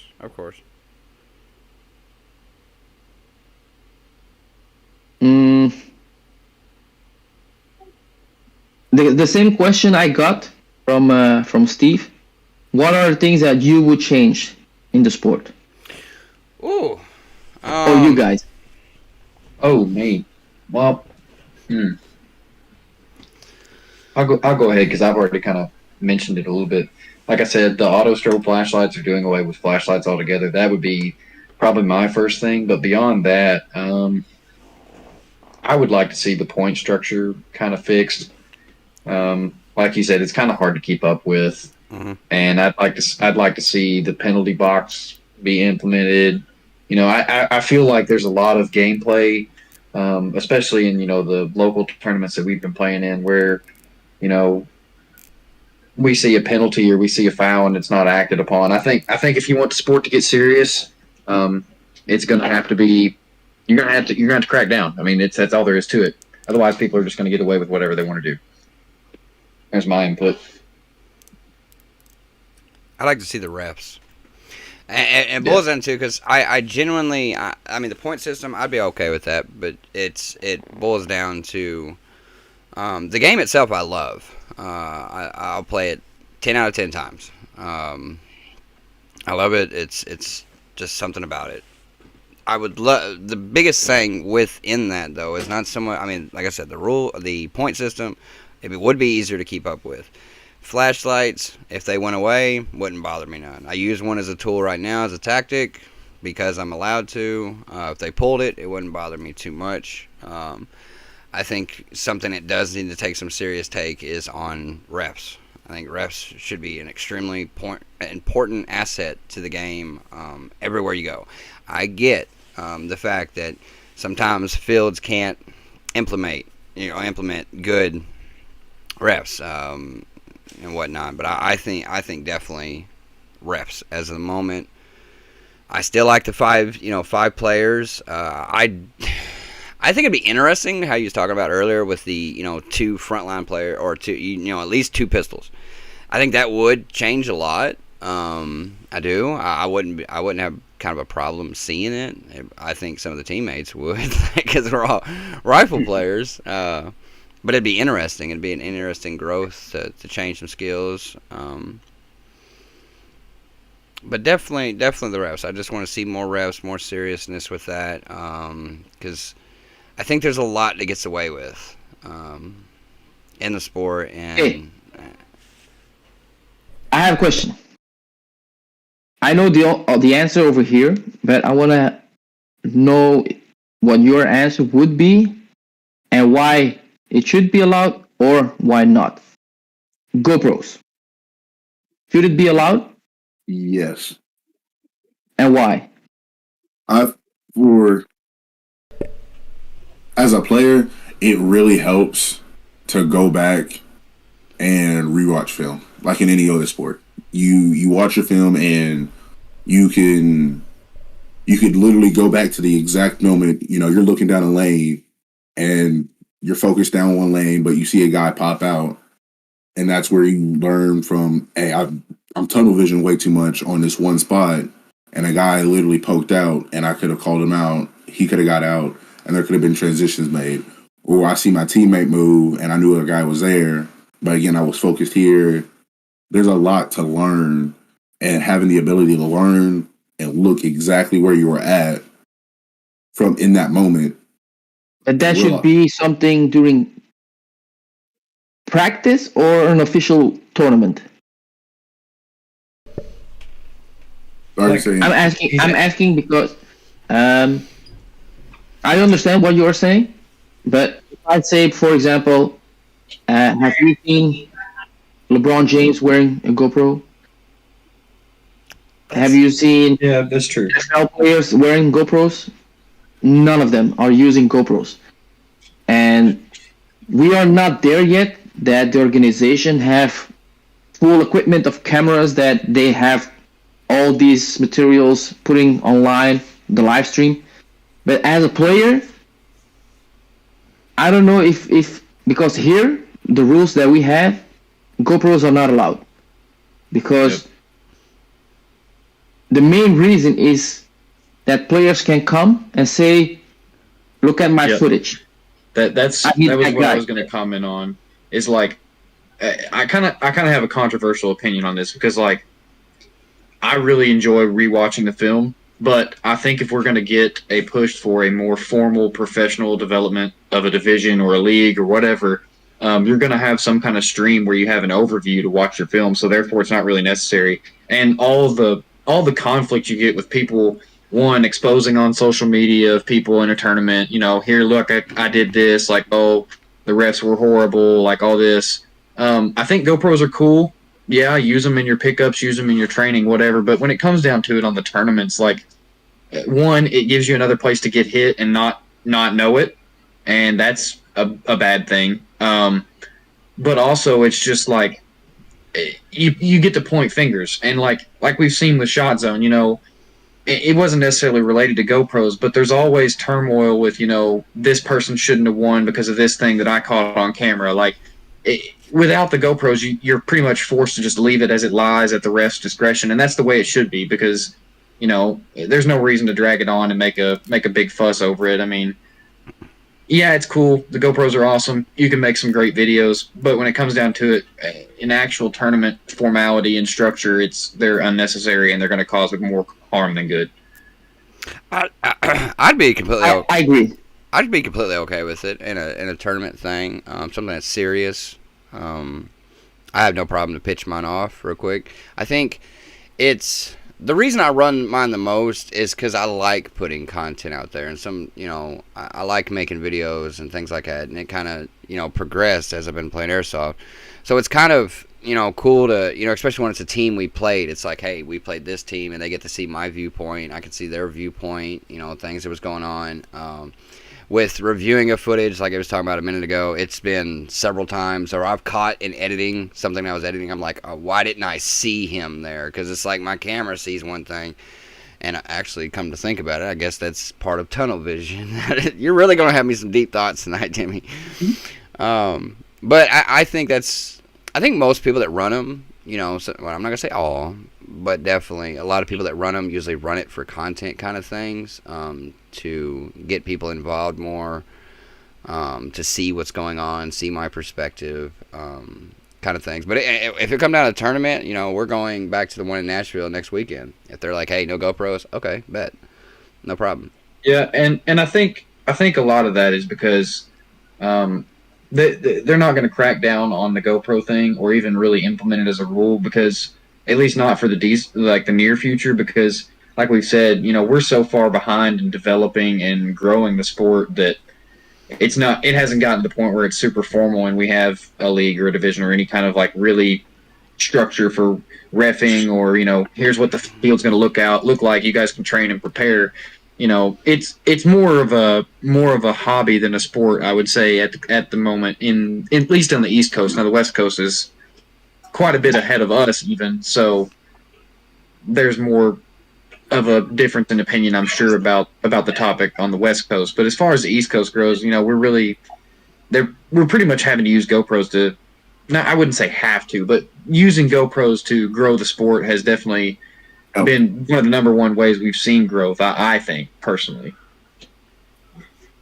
So it sucks, but it is what it is. Yeah, I know. It sucks for the content, missing the content, but sports-wise, no GoPro. I absolutely. I agree with that. When it comes to serious games, if it's gonna be professional and you're gonna have contracted players and stuff like that, absolutely no GoPros. I agree. At that point, you're gonna have some kind of coverage that's formal, and you're not gonna have to use your footage to know what the tournament looked like. There's gonna be full coverage if you've got contracted players. Ooh, there's a thought in the comments. He said, I would say that the GoPro should be required for refs, disallowed for the players if the sport is to grow. So a ref being able to watch and have video footage of what happened. I mean, their word is their word. If a ref says you're hit, pull him. Don't argue with him. It is what it is. That's a really good thought though, from a ref's perspective. There was a comment a few minutes ago too, is talking about working on 10 refs, having one for each player, a ref to be able to watch that single player, what he's doing, what's going on. Is he committing a foul? Is he doing something wrong? That would be kind of cool. Wish our fields were big enough for the midfield refs. Right. Yeah. They just drop down like out in paintball. They just hit the deck, and paint flying over them. Oh, the videos for the refs, I like the idea. Only because I can. Yeah, but realistically, what good does it do? I mean,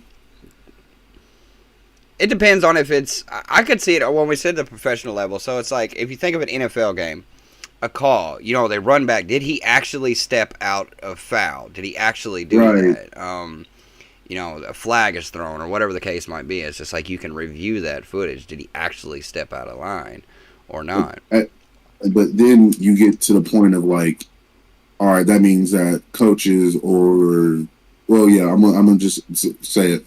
Team captains get to make challenges or challenge calls on certain situations. Yeah, and like, see, I don't think that's a good thing. I think realistically for the sport, you're going to have it where whatever the ref says goes, because there's so much stuff that happens after a call, and it's hard to halt a game right where it's at. Yeah. And because then the point could be completely different. I mean, I know it's one call can make or break a point anyways, but like if you want to make a challenge, you can't stop the match right where it's at. Keep all the same people alive on the same bunker. It would just be chaos. Yeah. Yeah. Okay with that. I could think- definitely.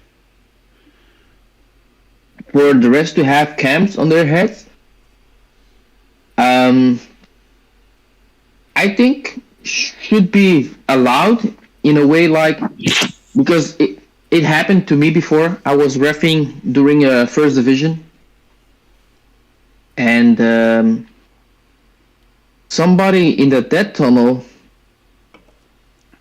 gave a comment, and it was indirect towards me, but it was about me. And it was for a split second that I was like, okay, I heard your comment. I looked like who it was, got a little distracted, but I think those cameras should be there, like, review it. Can we hear that comment? If so, that player should be punished. A DQ, a penalty, whatever. That could be something that the refs could use the GoPros, but just for what's happening around them. For example, a player in the field insulted the ref, I don't know, but the ref can approve with those footage to the head ref or to the organization that this player insulted a ref or another player. Yeah, because that's penalties right there, unsportsmanlike behavior. Yeah. That's a good point.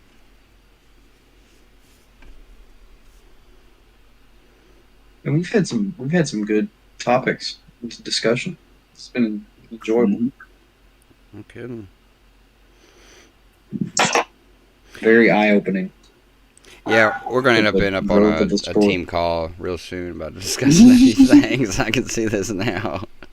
The chat will probably begin before too long. I can see it coming. I bet we're going to have a bunch of passport applications, too. Ooh, Yeah. no kidding. Man can dream, right? That's all right. Look, I'm going to Project N1 eventually. Yeah, but you don't need a passport for that. Project N1, and I'm gonna be in Netherlands. I will. That is a goal. It's definitely do definitely need to it's get some new definitely been a fields this year. hypothetical goal for us. Hypothetical for you. I gotta be hypothetical for me. It's hypothetical. I mean, it can be I mean, it's just it's defined in the word hypothetical. Like, but I will say this though. Earlier question, I noticed the EU follows and shows more interest in other scenes. U.S., Australia, Asia, Brazil, whereas the U.S. lacks that. Does it have a reason? Could you explain what that reason would be? I mean, I guess. I think we directed towards Dimi. we kind of stay. Yeah, I don't know. Time zone? I don't know. Yeah,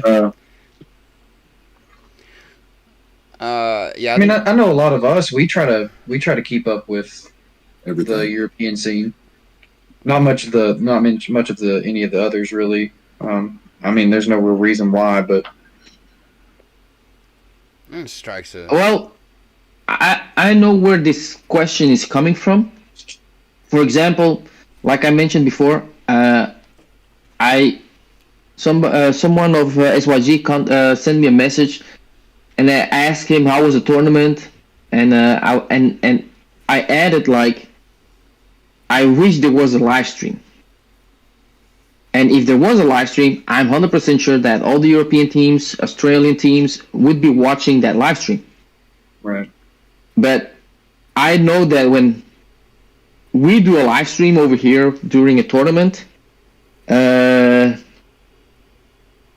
of the US teams, I'm talking about teams, are not following what's happening over here during the live stream. Yeah.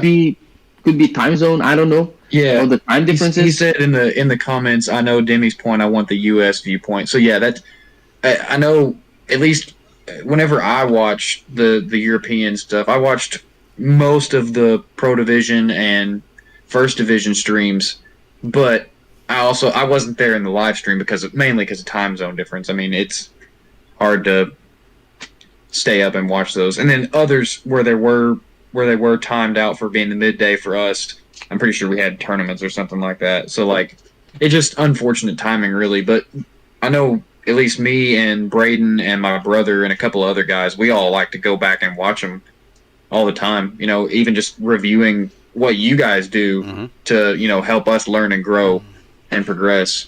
And it's unfortunate that we're not able to make it into the live streams, but you know, I guess it is what it is. A good perspective of that. I don't know. I guess, and maybe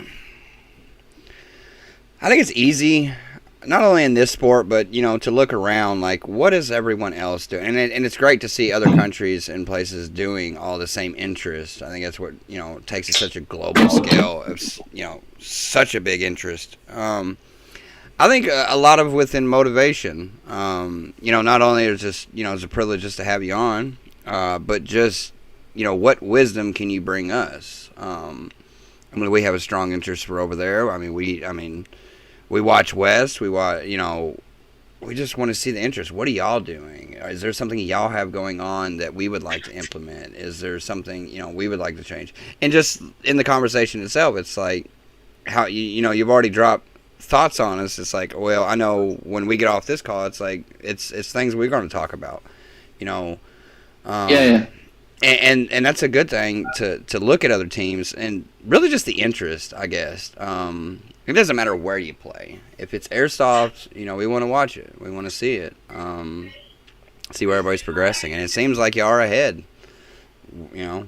So when Mason said, you know, it seems like we're a few years behind, it's like maybe a goal to set. And not only that we're like a few years behind, but I feel like a lot of the people that we have competing, you know, in the state are not as serious about it as the EU scene is, because, you know, you guys have it with having the division and, you know, other goals to shoot for. You know, you get a lot more motivation in people. I feel like a lot of people that play Speed QB in our area are simply it's more of a hobby more than it is a sport for them, which is why I think you see this involvement in live streams and, you know, people wanting to get better, because they view it more of as a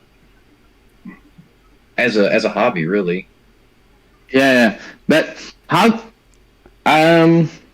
I hope I don't offend anyone with the things I'm going to say. Is like you said before. It's like you guys are 3 years behind. That's the things that you said. But we are trying indeed to make it here like it's a real sport that you have to commit yourself. For example, and this is a perfect example I'm giving. If we play at the Real Strike Arena, we have shoes that are specifically for that field, turf shoes. Like it has different knobs on the sole, or I don't know how to say it, beneath the shoes. And next month or over 3 weeks, we are traveling to Canary Island, and I have to buy different shoes to be able to play on that field. So, and that's the beauty of this sport, that, okay, we're going to that field, we need different shoes, we need different clothing, so you adapt. So we are at that stage now that for each field we have different shoes. But the only comment that I hear a lot, and especially from the West Coast, is like, it is born in LA and this is Mecca. And I'm like, what are we doing? And what are you guys doing? And there is a big difference. And that's a little bit the disrespect that we are getting, because I have to be honest, after 2018-19, Speed QB was on a very low level. There wasn't any tournament. There wasn't anything happening. And over here, we had the European Championships. We had the German Championships. We had the Dutch Championships. We had the season. The global was discontinued because of the COVID, but over here it kept on going. And I think that we put the name Speed QB or the sport on a bigger stage, like it's worldwide. It's Brazil is following, Australia is following, all those continents are following, and every time we hear those kind of comments like it's born in LA and this is Mecca, I'm like, for me personally, I'm like, no, it started maybe over there, but now this is the place where people should be or participating at. Bro, if I could give you DAP, I would right now, because I'm so on that level of thinking.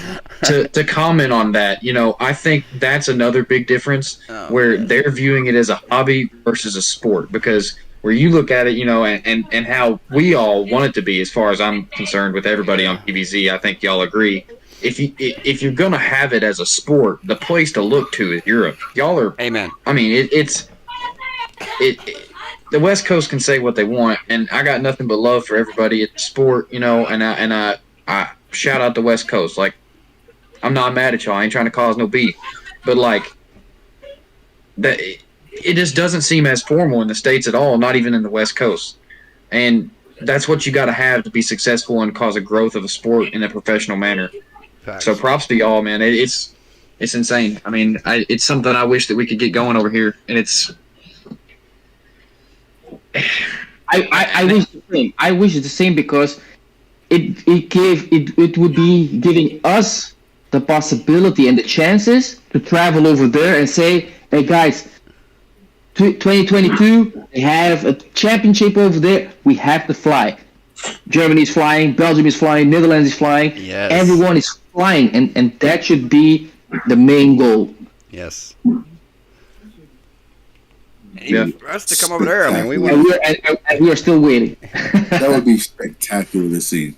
I'll take that. But just like the look whole. Now we're going in February next month. Over 3 weeks, we're going to fly out to Canary Island. It's an island next to Africa, but belongs to Spain. S2N is going. Seven Sins is going. Belgium team. APSB Germany. Saviors Dutch team. Sun, another German team. Different teams are traveling to Canary Island, and that should be amazing if we could do that as well. For example, for the States, that would be amazing. Yep. To comment on what Jimmy said again, a lot of it has to do with, like I've mentioned, timing. But yeah, I think that a lot of people just take the sport as a hobby over here in all reality. And I would like to see that shift, because people making a dedicated sport out of this in the States is where I would like to see it go. And unfortunately, I don't think there's very many teams or people that feel the same way. They can say it all they want, but when it comes down to being dedicated and actually showing up, making the drive, you gotta want it, man. You can't just half-ass it. I mean, I agree with that. Which, I mean, I'm gonna go ahead and give a huge shout out to the guys from DSK. Them boys, what was it, a 13-hour drive to the Shot Zone tournament? That's wanting it right there. That is dedication. A 13-hour drive. Like, come on. Yeah, and so Nebula as well, come down from Pennsylvania. Yeah, that was another huge drive. They drove all the way to Nashville that one time. That was insane. It was. But yeah, there's definitely I think my lack of knowledge for the West Coast makes me not be able to speak on them much, but from what I see from tournaments and social media, it doesn't seem like there's going to be any kind of formal structure, and like they have the facilities to do it too. That's the thing. Whereas in like the East Coast, we're a lot more scattered out, and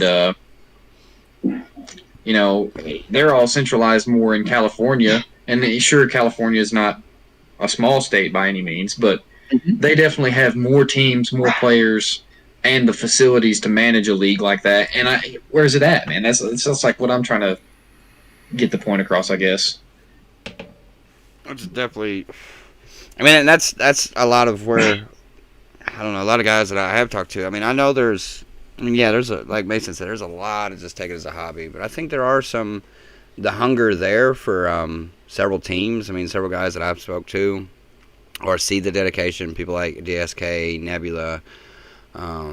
Traveling so far to come over to play, and no real like bragging rights or like a belt, anything like that. It's, I mean, you got the bragging rights, but I mean, something, a big incentive, and I think they just come for the sport. I think they come for the sport and the community of people, the memories. There's a lot that they come down for or come up for.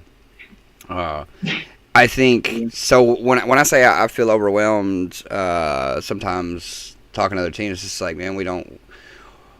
That's why I didn't want to say 0 earlier, but same time 0, because it's like we have no major things going on here yet, major facilities to hold that yet, which is it's unfortunate. And the ones that we do have are so many hours in between each other. I mean, even not to speak on us, but I know we're 5 hours from Atlanta. We're 4 hours from, Martinsville. We're, 3 hours from. I mean, we're dedicated to driving. I mean, we do it pretty often, but it's the same time. It's like, I don't know. It's a lot. It's a lot. Like it's a lot, Yeah. And then wanting to get the ball rolling. It's like, how do we do it? Like how the hell do we, when we got nothing, we got.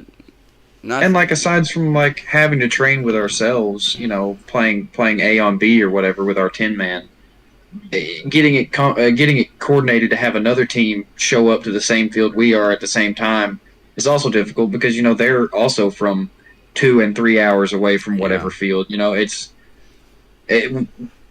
player base isn't close enough in density to make practices a regular occurrence, I guess, is kind of what I'm trying to get at, which I know it can be done. It's just a matter of, people have lives and not everybody can make the commitment. And part of that is just like we've mentioned, the sport is more of viewed as more of a hobby.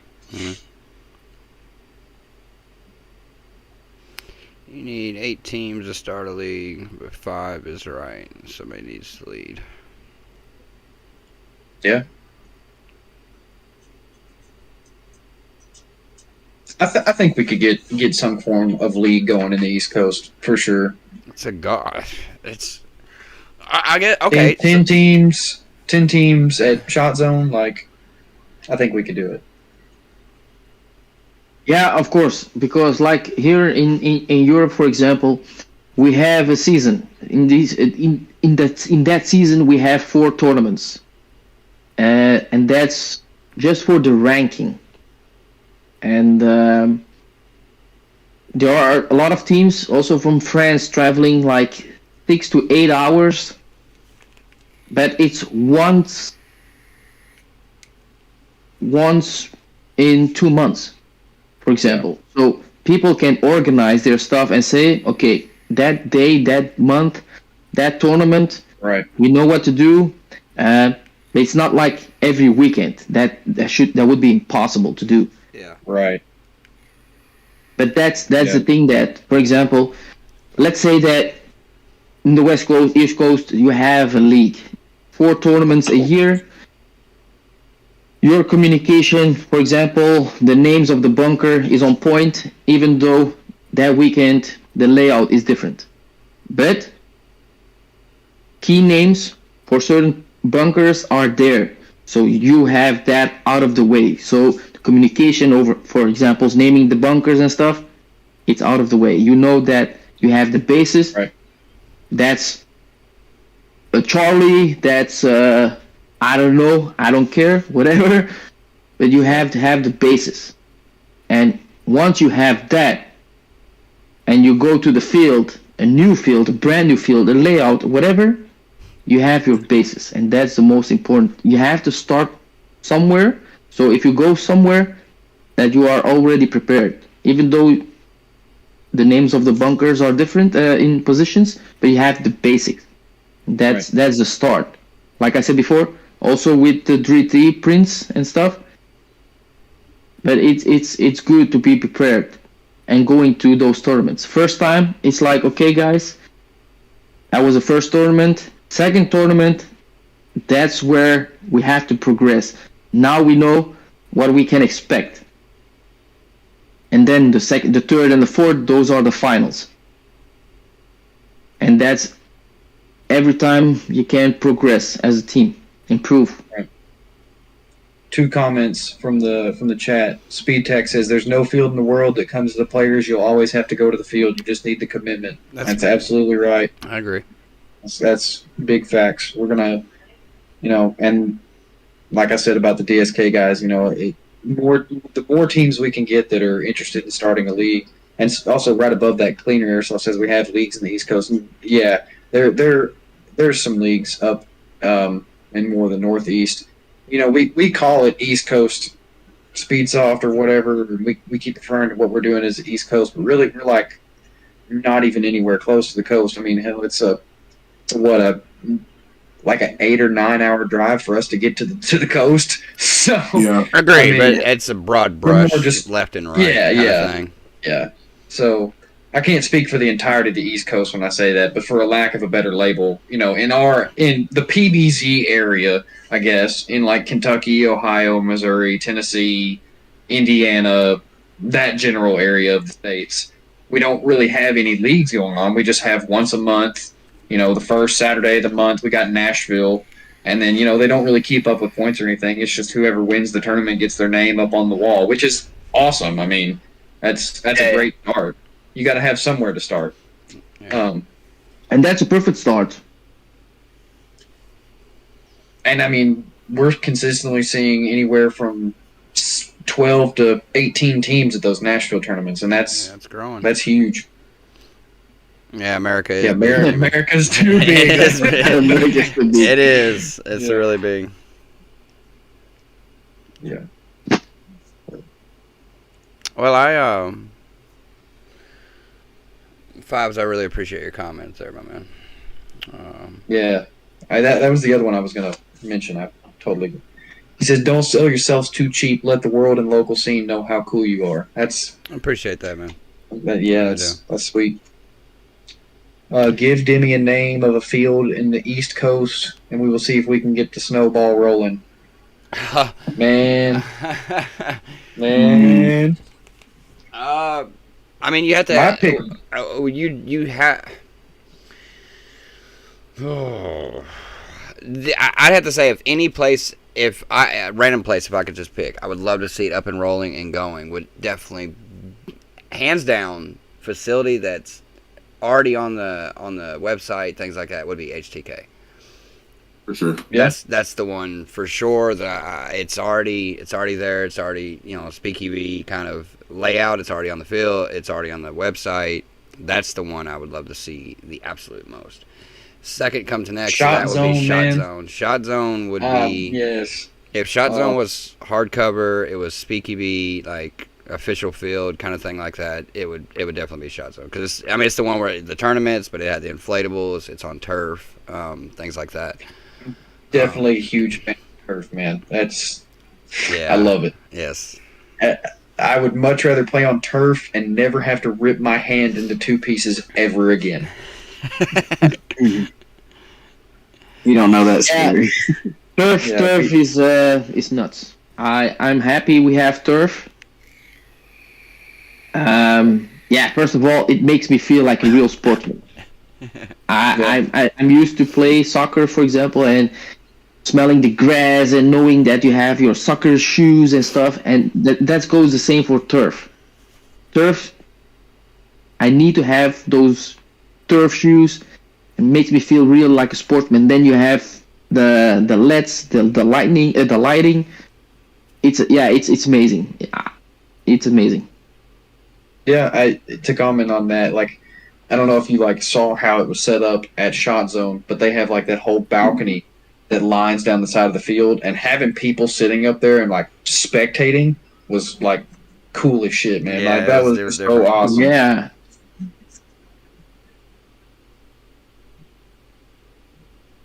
We appreciate you, See you man. guys soon in the Real Strike Arena. Man, I hope we get to go to Real Strike. That would be insane. Dude, Oh, I don't think we would stop geeking out until we were like standing on the field about to start the tournament. Yeah. Well, even then, I'll be like, I got shot. I got shot. I'm cheesing the whole way to the dead box. I'm just like, I'm a real strike. Like, this is cool. You gotta keep man, busy.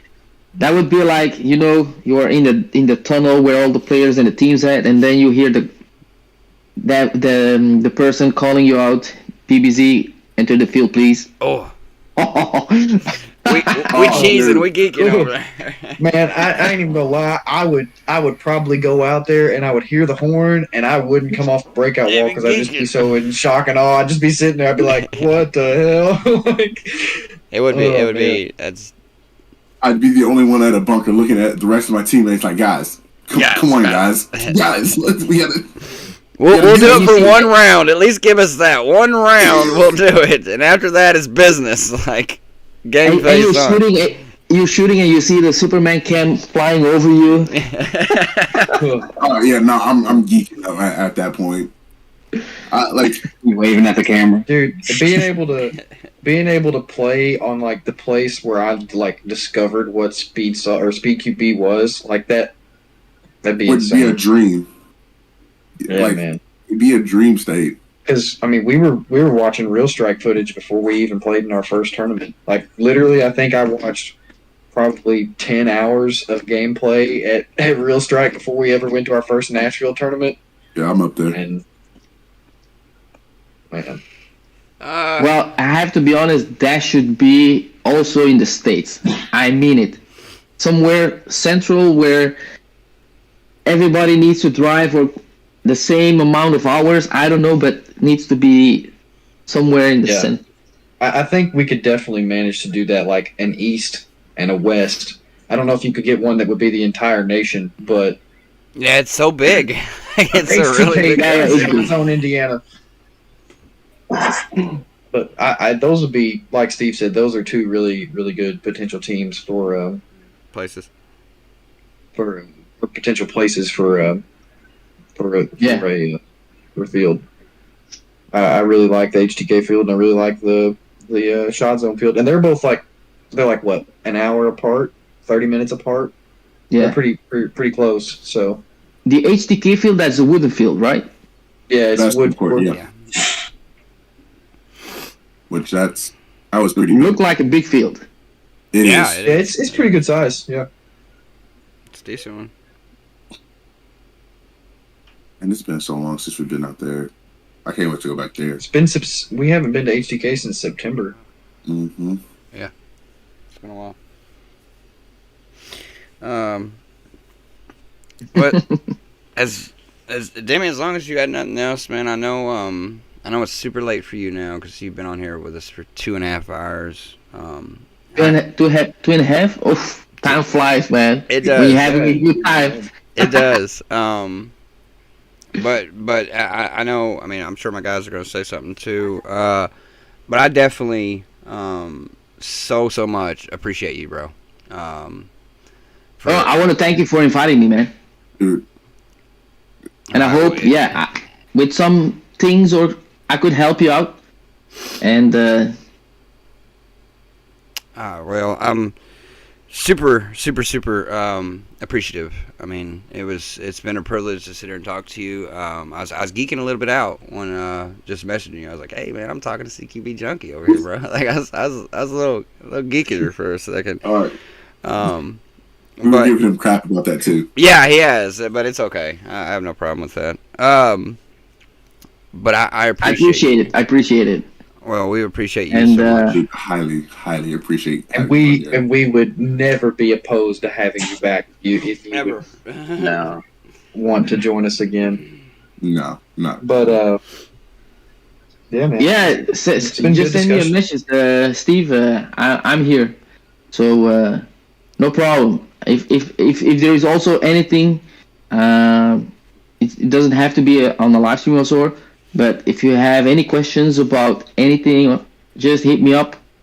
I'm here to help you out. Oh! Everybody's asking for a card trick. They want one card. Oh trick, man. yeah, one card trick. Do you have cards and everything? Where's that coming from? Speed Tag, and Harold. Yeah. Let me see if I have a deck of cards here around. Let me see. I've got one. I would have had one playing with it just a minute ago.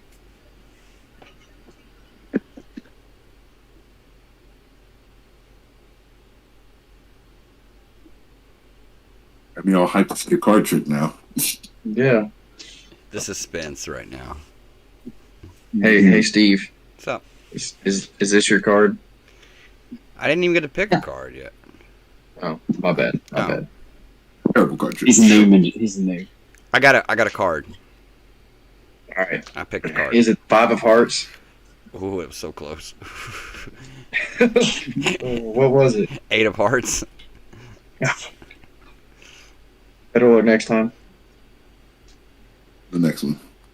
See, now we're going to be trying to do card tricks. And while he's getting a card, man, I really appreciate all y'all in these comments, man. Absolutely. Oh, yeah. I mean, we really do. We've see some names in here that, I mean, we are definitely fans of, for sure. So it's kind of surreal seeing some of these names in here, people that's been watching and getting involved. And it's really exciting to think He's of where getting this the could cheating go. deck of cards Chilean made. Yeah, no, big shout out to y'all, especially because I know time zone differences. It's super late, so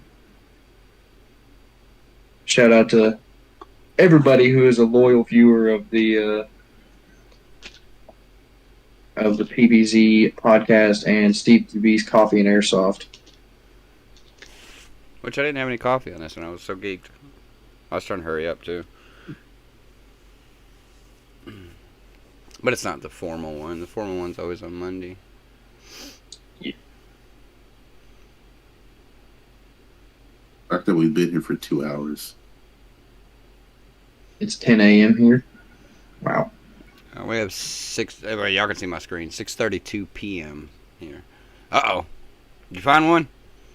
All right. Yeah, I went upstairs, but I have to see if I can reconnect my headset.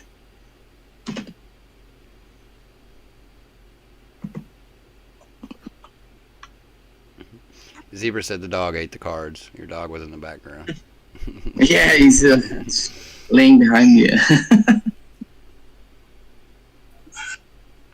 It's 1:30 a.m. there. Man.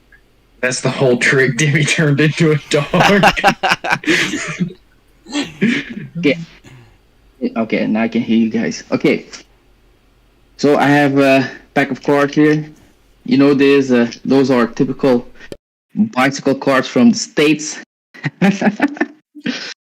Do you have a favorite card, Steve?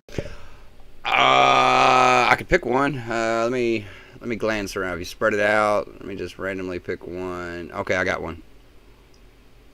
Yeah, just name it. Just name your favorite card. 3 of spades. 3.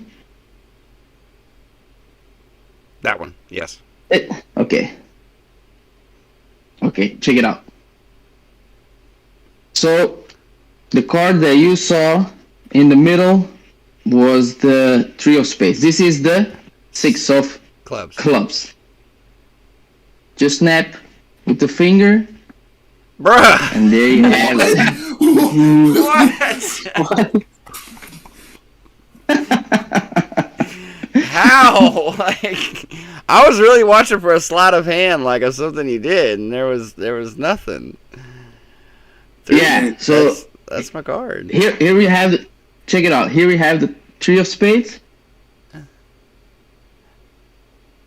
I push it here in the middle. Yeah. It's not on top. It's not on top. Check it out. Oh, he dropped I the have card. He got it. One card. What? I will do it one more time. One more time. Check it out. So we have it here in the middle. Give it a few cuts. It's the 10 of spades. Right. All right.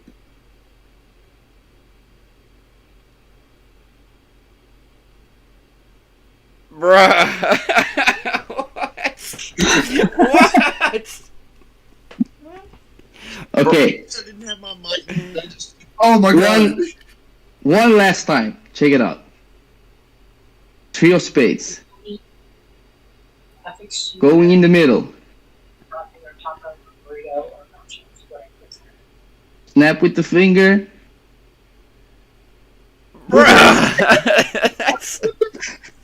And my mind is melted. There you go. You have. I will do it even slower. Oh man. I will push the 3 of spades forward so you can see it. Yeah.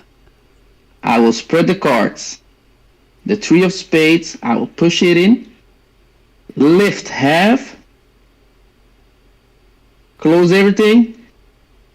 Give it a shake. Bruh, dude, like that's unreal. Dude, Wow. No wonder he's just like out here killing everybody. He's teleporting BBs. That's all it is. Hey, we figured it out. That's how you do it.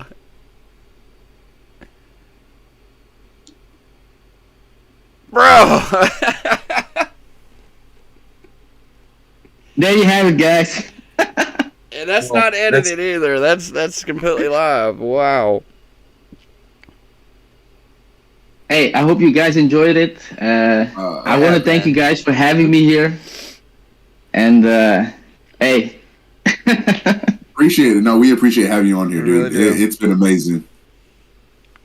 Yeah, again, thank you. And again to y'all in the comments, man. We really appreciate y'all's time and hanging out with us, commenting with us. It's been a privilege. This has been a really cool experience to do, and I'll try not to bug you with too many questions, Dimi. Thanks. No, man. Hey, if there's anything, like I said before, send me a DM through Discord, Instagram, whatever. If I can help you guys, I'll do it. I have no problems. I want to grow this sport more. That team's getting better. Where there is a little bit lack of information, I'm here to help. And yeah, I'm here to help, guys. I appreciate Awesome. it. Man. Well, y'all, again, thank y'all for tuning in. I'll catch y'all on the next one. Nothing's going to kind of compare to this podcast for a while, but the other ones will be on Mondays, and the team ones will always be on Thursdays, both found at 7 p.m. Central Daylight Time. Again, y'all in the comments. We'll catch y'all on the next one.